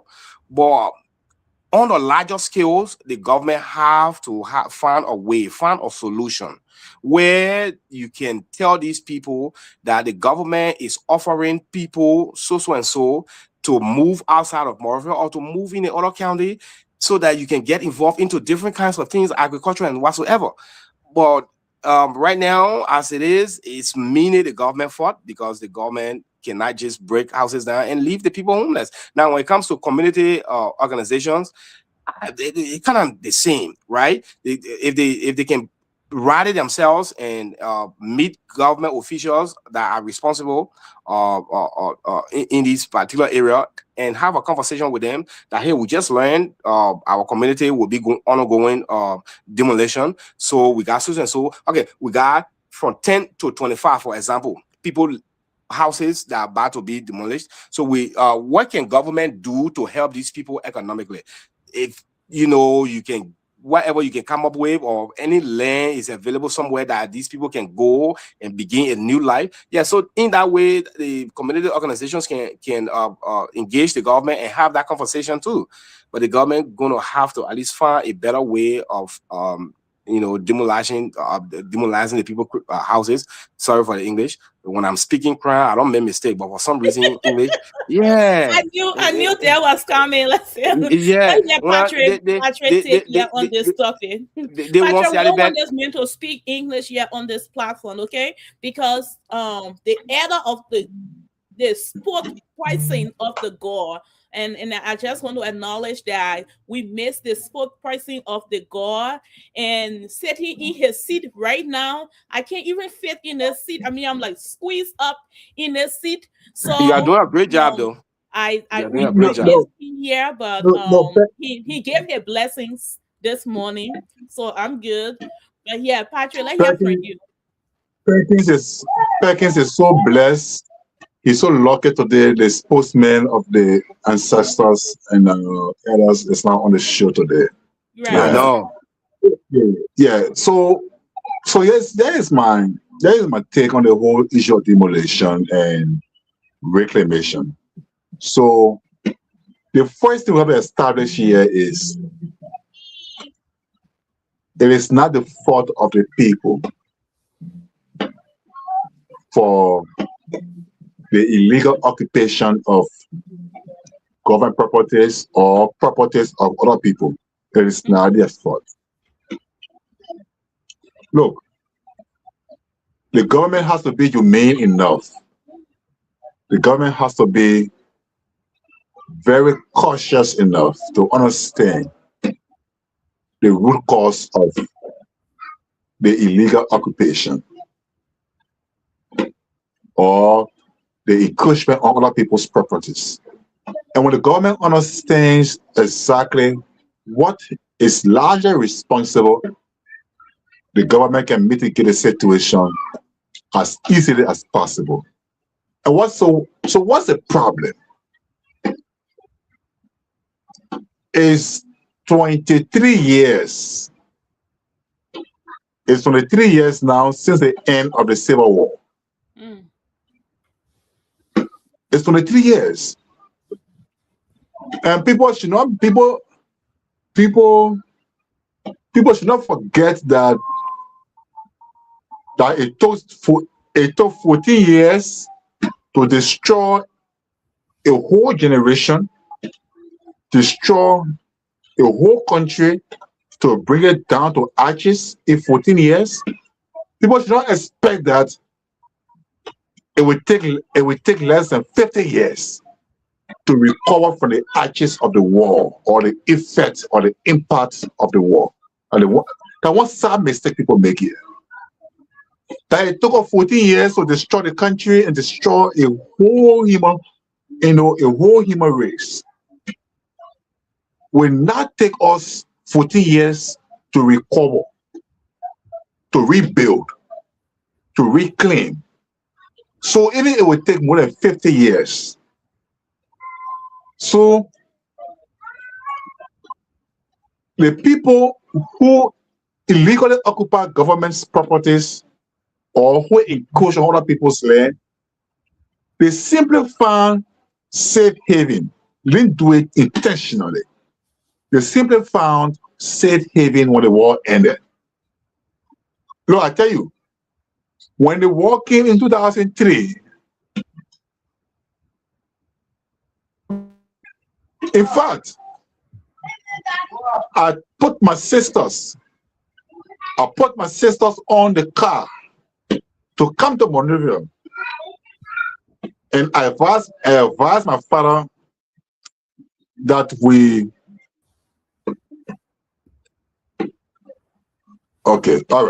and I advised my father that all of us can go Monrovia. So my sisters went to join my mother and the other siblings who were already in Monrovia.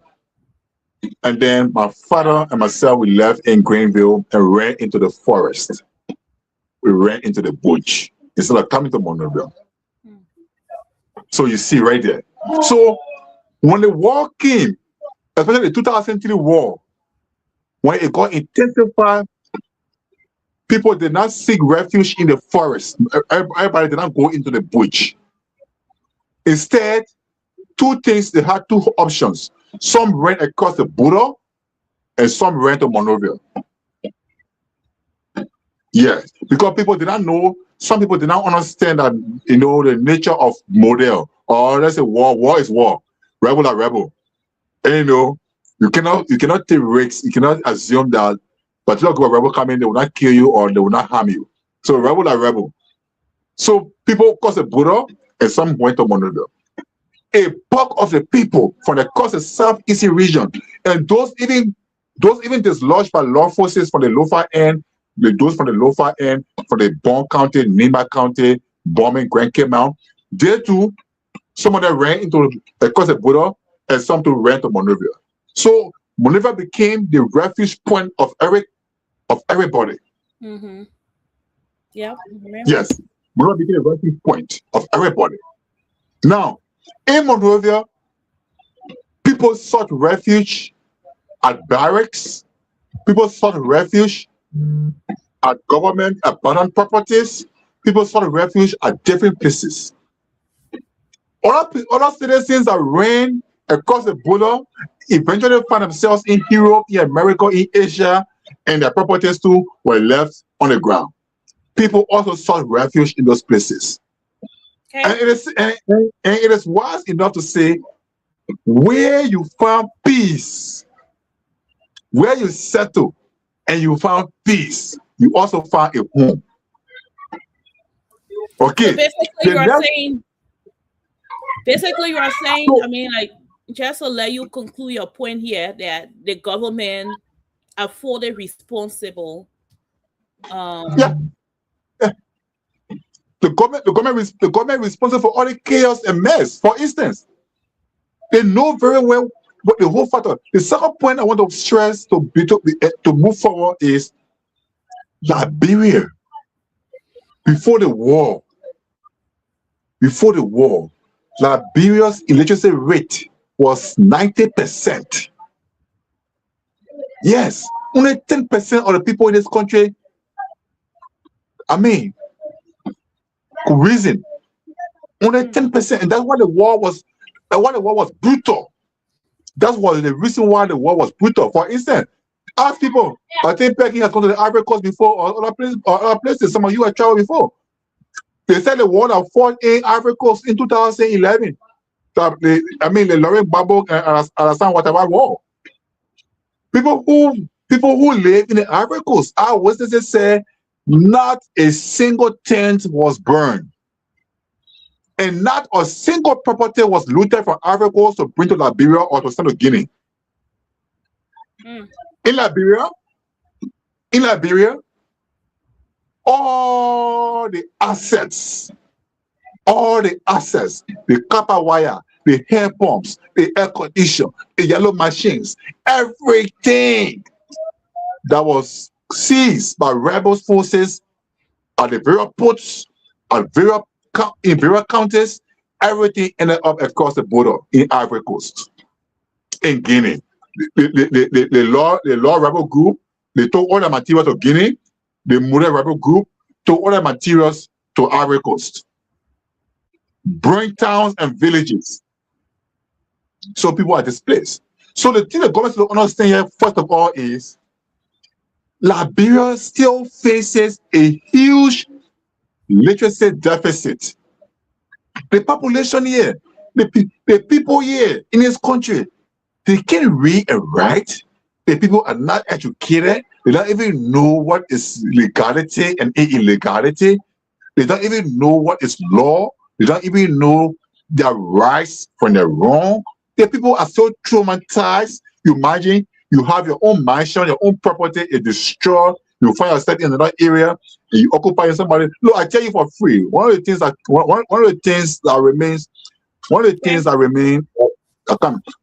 remain of frustration from my father before his death in 2011 to 2021 rather. One of the things that remain of frustration for him was he stand for long. The old man had a mansion. Where he hosted American delegation at a conference, a mansion.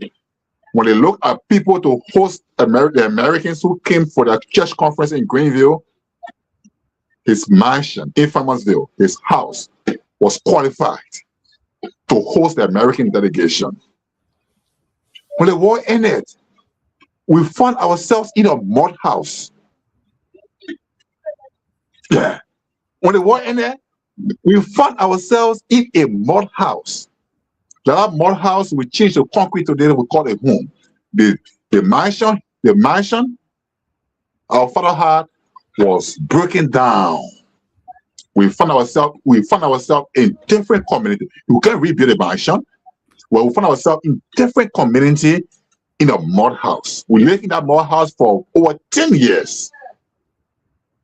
So every time the woman been here for long, then he would shake his head. He would say, God. And he lived with that frustration today. So the same thing happened to other people. So the first thing the government has to understand, first of all, is do a nationwide survey. People who were displaced by the war. The impact of the war has not yet been erased. The trauma of the war has not yet been erased. People have not gotten justice yet. People have not been de-traumatized yet. People have not been psychosocially counseled yet. Okay? But yet government still, people are evading them and putting them in the streets. So like you were saying, for example, like Prekins was saying, for example, come. If you were Sinoe and you were occupying a space there at the Hotel Africa, and now government is ready to what? To refurbish Hotel Africa, get ready to go back to Sinoe. The government will find a repatriation package for you. Right. Okay. Yes. Okay. Say all of you who are at Hotel Africa, government is ready now to refurbish Hotel Africa. So, if you're originally from Montserrat County, fine. But if you came here as a result of the war, and you come from Maryland, you come from Grand Gedeh, you come from Sinoe, you come from Grand Kru, Bombay, Bapolu, wherever you come from, you have a package. That package includes your transportation with your family, includes your risk settlement, cash to start a life over. It includes some food items. Okay. I mean, there's so many things to say about this whole topic, but I'll let you conclude here, Patrick. Yeah. So the government could help in that manner, and then the frustration would not be as high. Even private citizens who got land issue and they want their land, the government can step in and say, you know what? These citizens, yes, are illegally occupying your land, but there could be a reason. There was a reason. So just try to caution. Let's see how we can negotiate. We're getting out. And by getting it out, it's not by destroying the properties. Okay, citizen, yeah, the person want a land. Please get out of the person land. Go back to where you're coming from. But there is something for the resettlement benefit. Go there and rebuild your life. So like that, the people will understand. In this case now, if you can go, it's up to you. It's a fish to fry. If you can go, it's fine for you. But by that time now, you have decongested Montserrat County also too, and then you have also repopulated other counties, and then it becomes good for development and for other things that will be good for the citizens. Wow, Patrick, thank you. Thank you so much. I mean, again, there's so many things to cover. There's so many ways that the government, that people can suggest when it comes to this topic, because we want to be able to protect the citizen while we maintaining national stability within the country. So the citizen need to be protected. So we are completely out of time here. And so the last topic that was supposed to focus on, which is the Cecelia Clarke remaining within the police force. So I will let you guys, I will give you the opportunity to touch on it, and I will be timing you, but I want you guys to touch on that and also give your conclusion or your closing statement, so we can be able to get out of here. Our time was to get out of here at 12, but I can give you a few more minutes, not over 12:30, guys. But yeah, so I'll let you touch on that. I think it's important because we had the opportunity to talk about the Cecelia Clarke leaving the police force, resigning because she felt that she was mistreated. She felt undermined. She felt that they were discriminating against her because she was the female, well, one of the many few female, in higher position. So, but then yet again, this week, we found out that the police chief, the general of police, or whatever they call, director of police, Gregory, is saying that no, she's still now within the police force. So I want to hear your take on that, and I also want to get a closing statement from each of you as you kind of talk about the Cecelia case. So whoever want to go for it, who is ready to go for it? I see here Prekins is ready, so I'm going to let him go. And you can take yourself off mute if you are ready to go first to close here. Okay. So thank you, Shirley. Yes, indeed. The police IG says Cecelia remains in the police force, meaning that her resignation has not been accepted by the police authorities.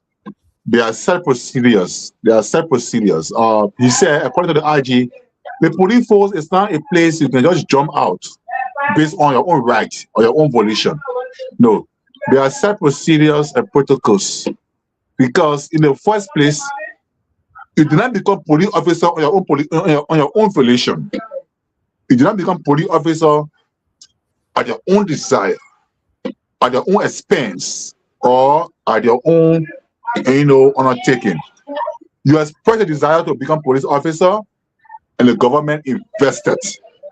Yes, the rest was on government. The only thing you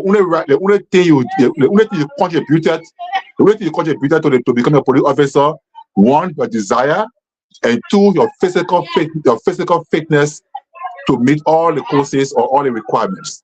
The rest are government. So yes, are government. So with all the government put in you already, you can't just walk out of it like that.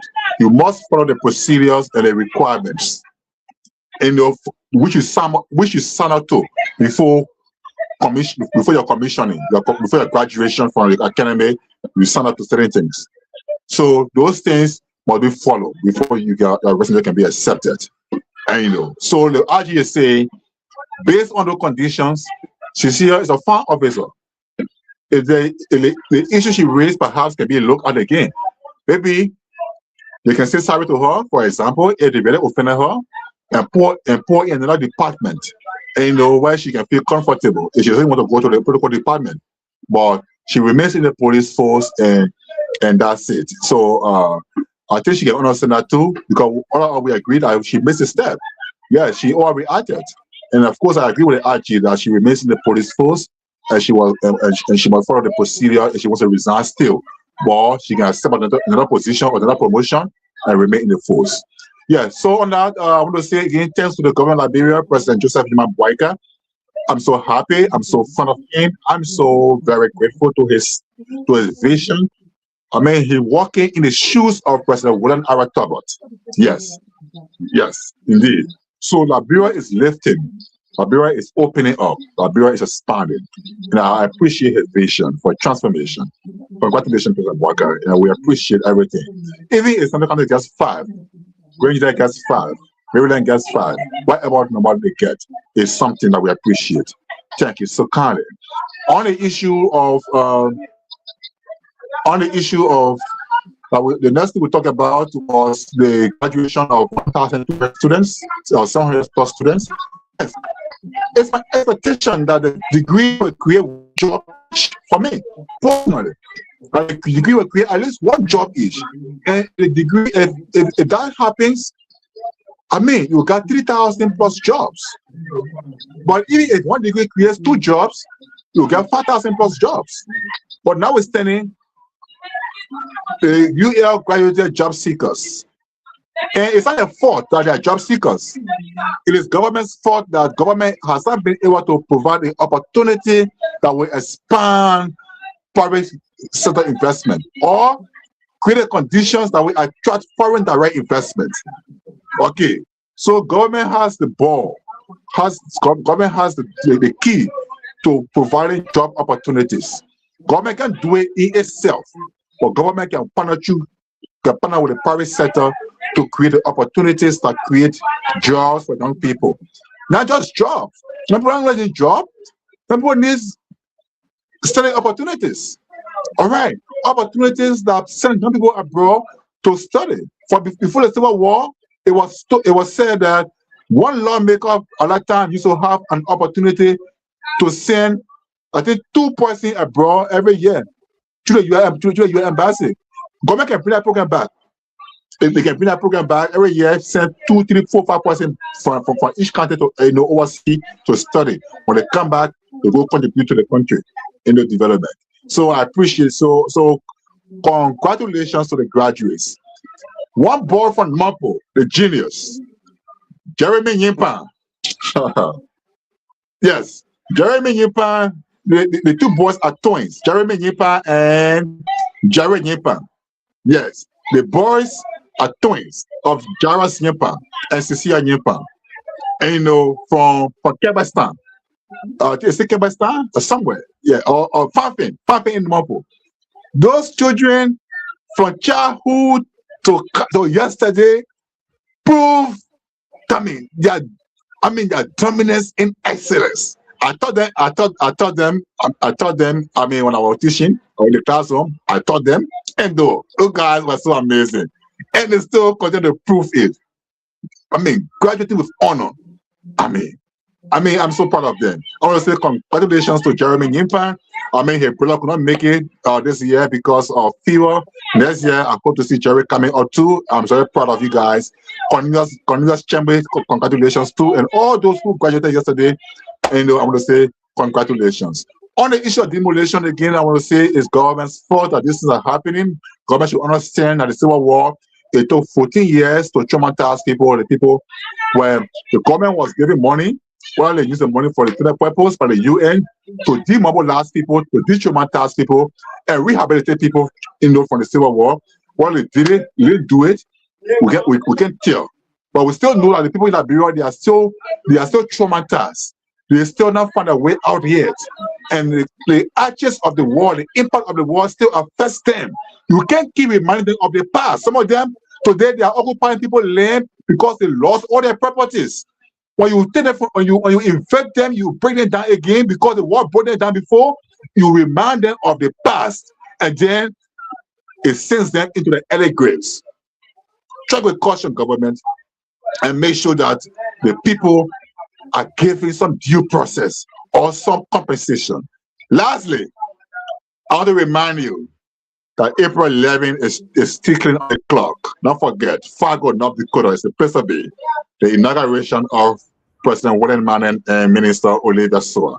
Don't forget also too the other code of officers, including the Secretary General, the Financial Secretary General, the Treasurer of the USAA will all be inducted into office on April 11, 2026. Fargo, North Dakota. Martina Manning is the chairperson of the inaugural committee.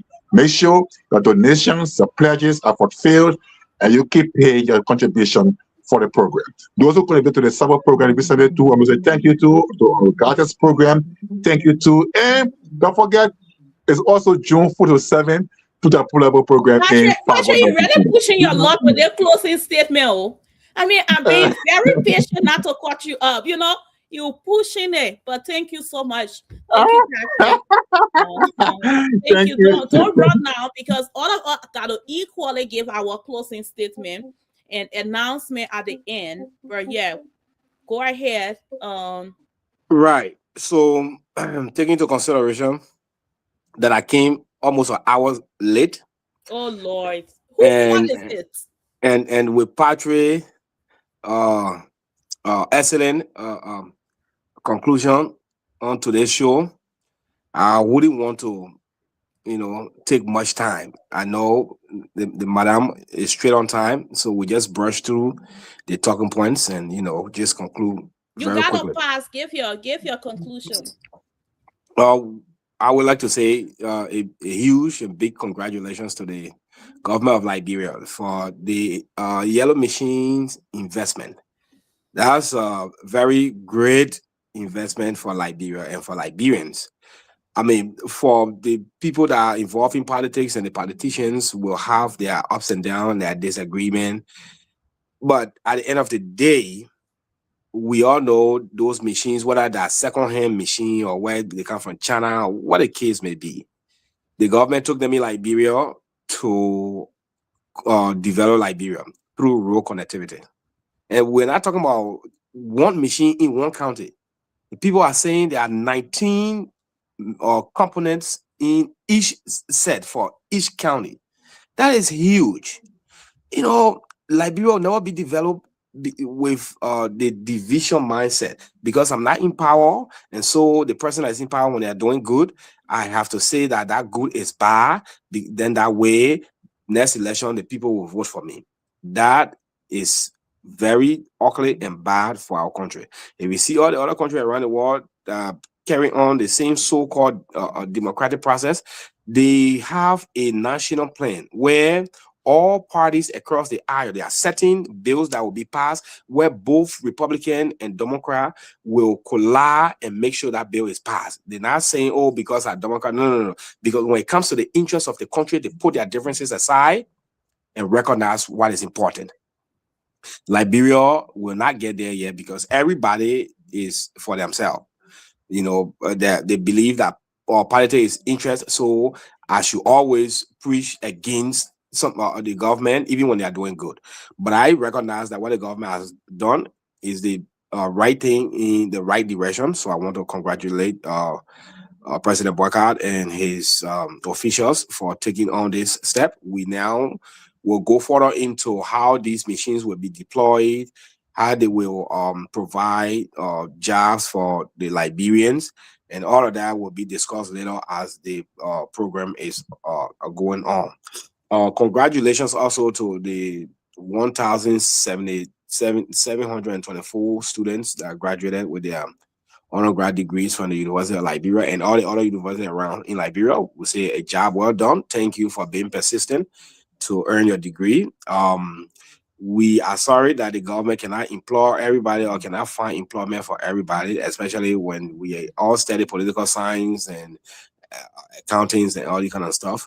So we are pleading and asking the government to expand private sector, invest in the private sector by outsourcing a lot of our importing resources to different companies that can come and do investment, and that way job will be created for more people across the board.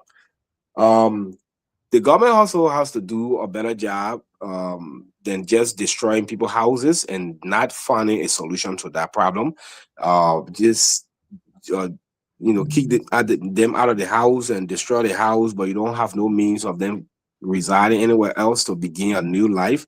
The government should partner with, like you asked, community leadership and see where they can work together and find place and for these people to be relocated, so that the chaos will calm down in the country.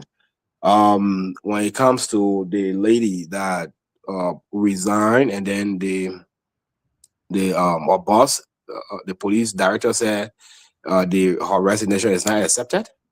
And solely because he stated that her resignation is not accepted because she did not follow the proper procedure or the requirement in resigning from her position. So I guess she resigned based on emotions instead of going through the proper steps. But you cannot force anybody from resigning from any position. You didn't force them to hire them. They apply for the position, they went through the requirement, you hire them. When they feel that they want to leave, they can leave. Now, if you say they are not leaving on good terms, then that's different. But I think the director is being professional, and he says she's a fine officer, so he's giving her a second chance. I think he wants her in the post still. So yes, she probably can do a better job, work with her director, maybe get involved in different areas in the police department, and they all can work together and make a a better Liberia. On this note, I will say thank you. You did a great job tonight, Madam Shirley, for hosting this show. And I'm really proud of you. And thank you to all the listeners and our viewers for following as well. Even though the mouthpiece of the God is not here today, but we're promising that we're going to step in and we're going to try our best. So congratulations to all of you guys for still following, and congratulations to you, Shirley, for doing a great job. Thank you. Well, don't leave till I get my conclusion. So no, I'm here. Today's discussion. So, but one thing is clear, right? Liberia stands as a defining movement from the development, the equipment arriving for our UP government at a post over 1,700 graduates stepping into uncertain job markets. That's how I want to call it. To raising insecurity and land dispute affecting countless, like Sinoe County, right? And then decision being made today will shape Liberia, our children's heritage, and not just for today, but for tomorrow. So I want to say these conversations are not just headlines, guys. These conversations represent real family, real community, and real future. And that future is for our children. And once may argue and be like, oh, I'm in America, so it's not going to affect my daughter or my son. But trust me, you have cousins, you have nieces that are in Liberia. And once it affects them, it also affects you. But progress for our government, I want to say progress requires accountability. It requires development. So development also requires transparency, right? Security requires action. Unity requires leadership. And I want to say we cannot afford to discuss the issue without demanding solution. For our government, like my brother said earlier, they need to get to the drawing table and come up with solution for our people, because our people deserve more than just promises. They deserve action steps. They deserve measurable impact. Okay? And I want to take this time to say thank you guys for, first of all, before I thank you, I will say that you planned the whole thing to make me show up here early by myself and say, let's see. Okay, now the spot pricing of the gold is not there, so we're just going to make us stay on there. But I want to say thank you and thank Brother Patrick for coming on, for us holding the platform up while the spot pricing of the gold take a little time out with his beautiful queen, very deserving. And to our viewers, and those of you that are listening to me right now, thank you so much for staying on, for being, especially those of you that have been commenting. Thank you. And I see here that our CEO, the sport pricing of the gold, said we did an amazing job. That's all that matters. But I want to say, I hope you had the opportunity to take your notes, because I want to get the notes sent over to the CEO. So grade me, and I am looking forward to improve next time. Anything that you think I need to improve on, let's do it. I love to get those constructive criticism coming in so I can improve. Liberia is our future, and we are here every Thursday at 10 a.m. Central Time. 10 a.m. Central Time, Prekins. Did you hear that? Yeah. Okay. All right. I just want to make sure. Liberia is our future, and the future is now. Absolutely.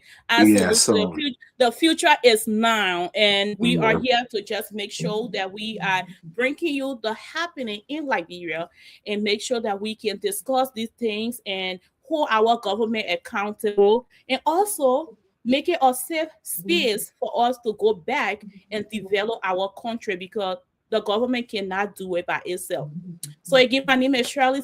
I want to thank you for joining us. Until next time, I want to make sure I put some announcement on the board. So that means this is how we like to end today's show, with some announcement and some music to close it out. So again, Prekins, thank you so much for coming on. We'll save you, girl. So now let me do my IT work, guys, and put some music on. Right. There you go. All right. Thank you. All right. Well, guys, now let's close here together. Let me post some announcement up. Again, we are going to be, let me take myself out. All right. Let's see. I told you.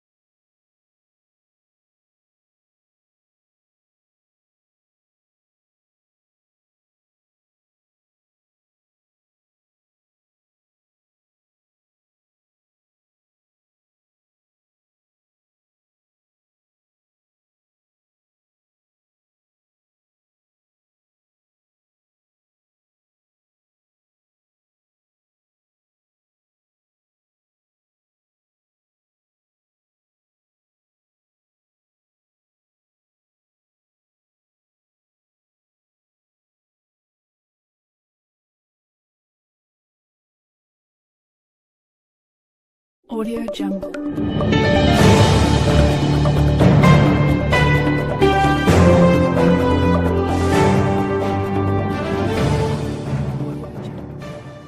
Hey, hold on there and listen. The biggest online platform is back, and we are ready. Is the Okay, guys, again, thank you so much for joining. Thank you so much for taking all your time to be with us. We hope you are taking away some important information. And if you are a Liberian here in the US, I hope you are thinking outside of the box and thinking about how you can go back to Liberia and create jobs for the 1,724 graduates. And as we learn, there are people that are graduating every year from other colleges. So let's think outside of the box. Let's go to Liberia. The government cannot do it alone. We need to put our hands around the government and be able to create jobs for the young people. And thank you for coming. And we will see you next week. Next week, Thursday at 10 a.m. Central Time, 11 a.m. Eastern Time. And if you don't have anything, what should I say?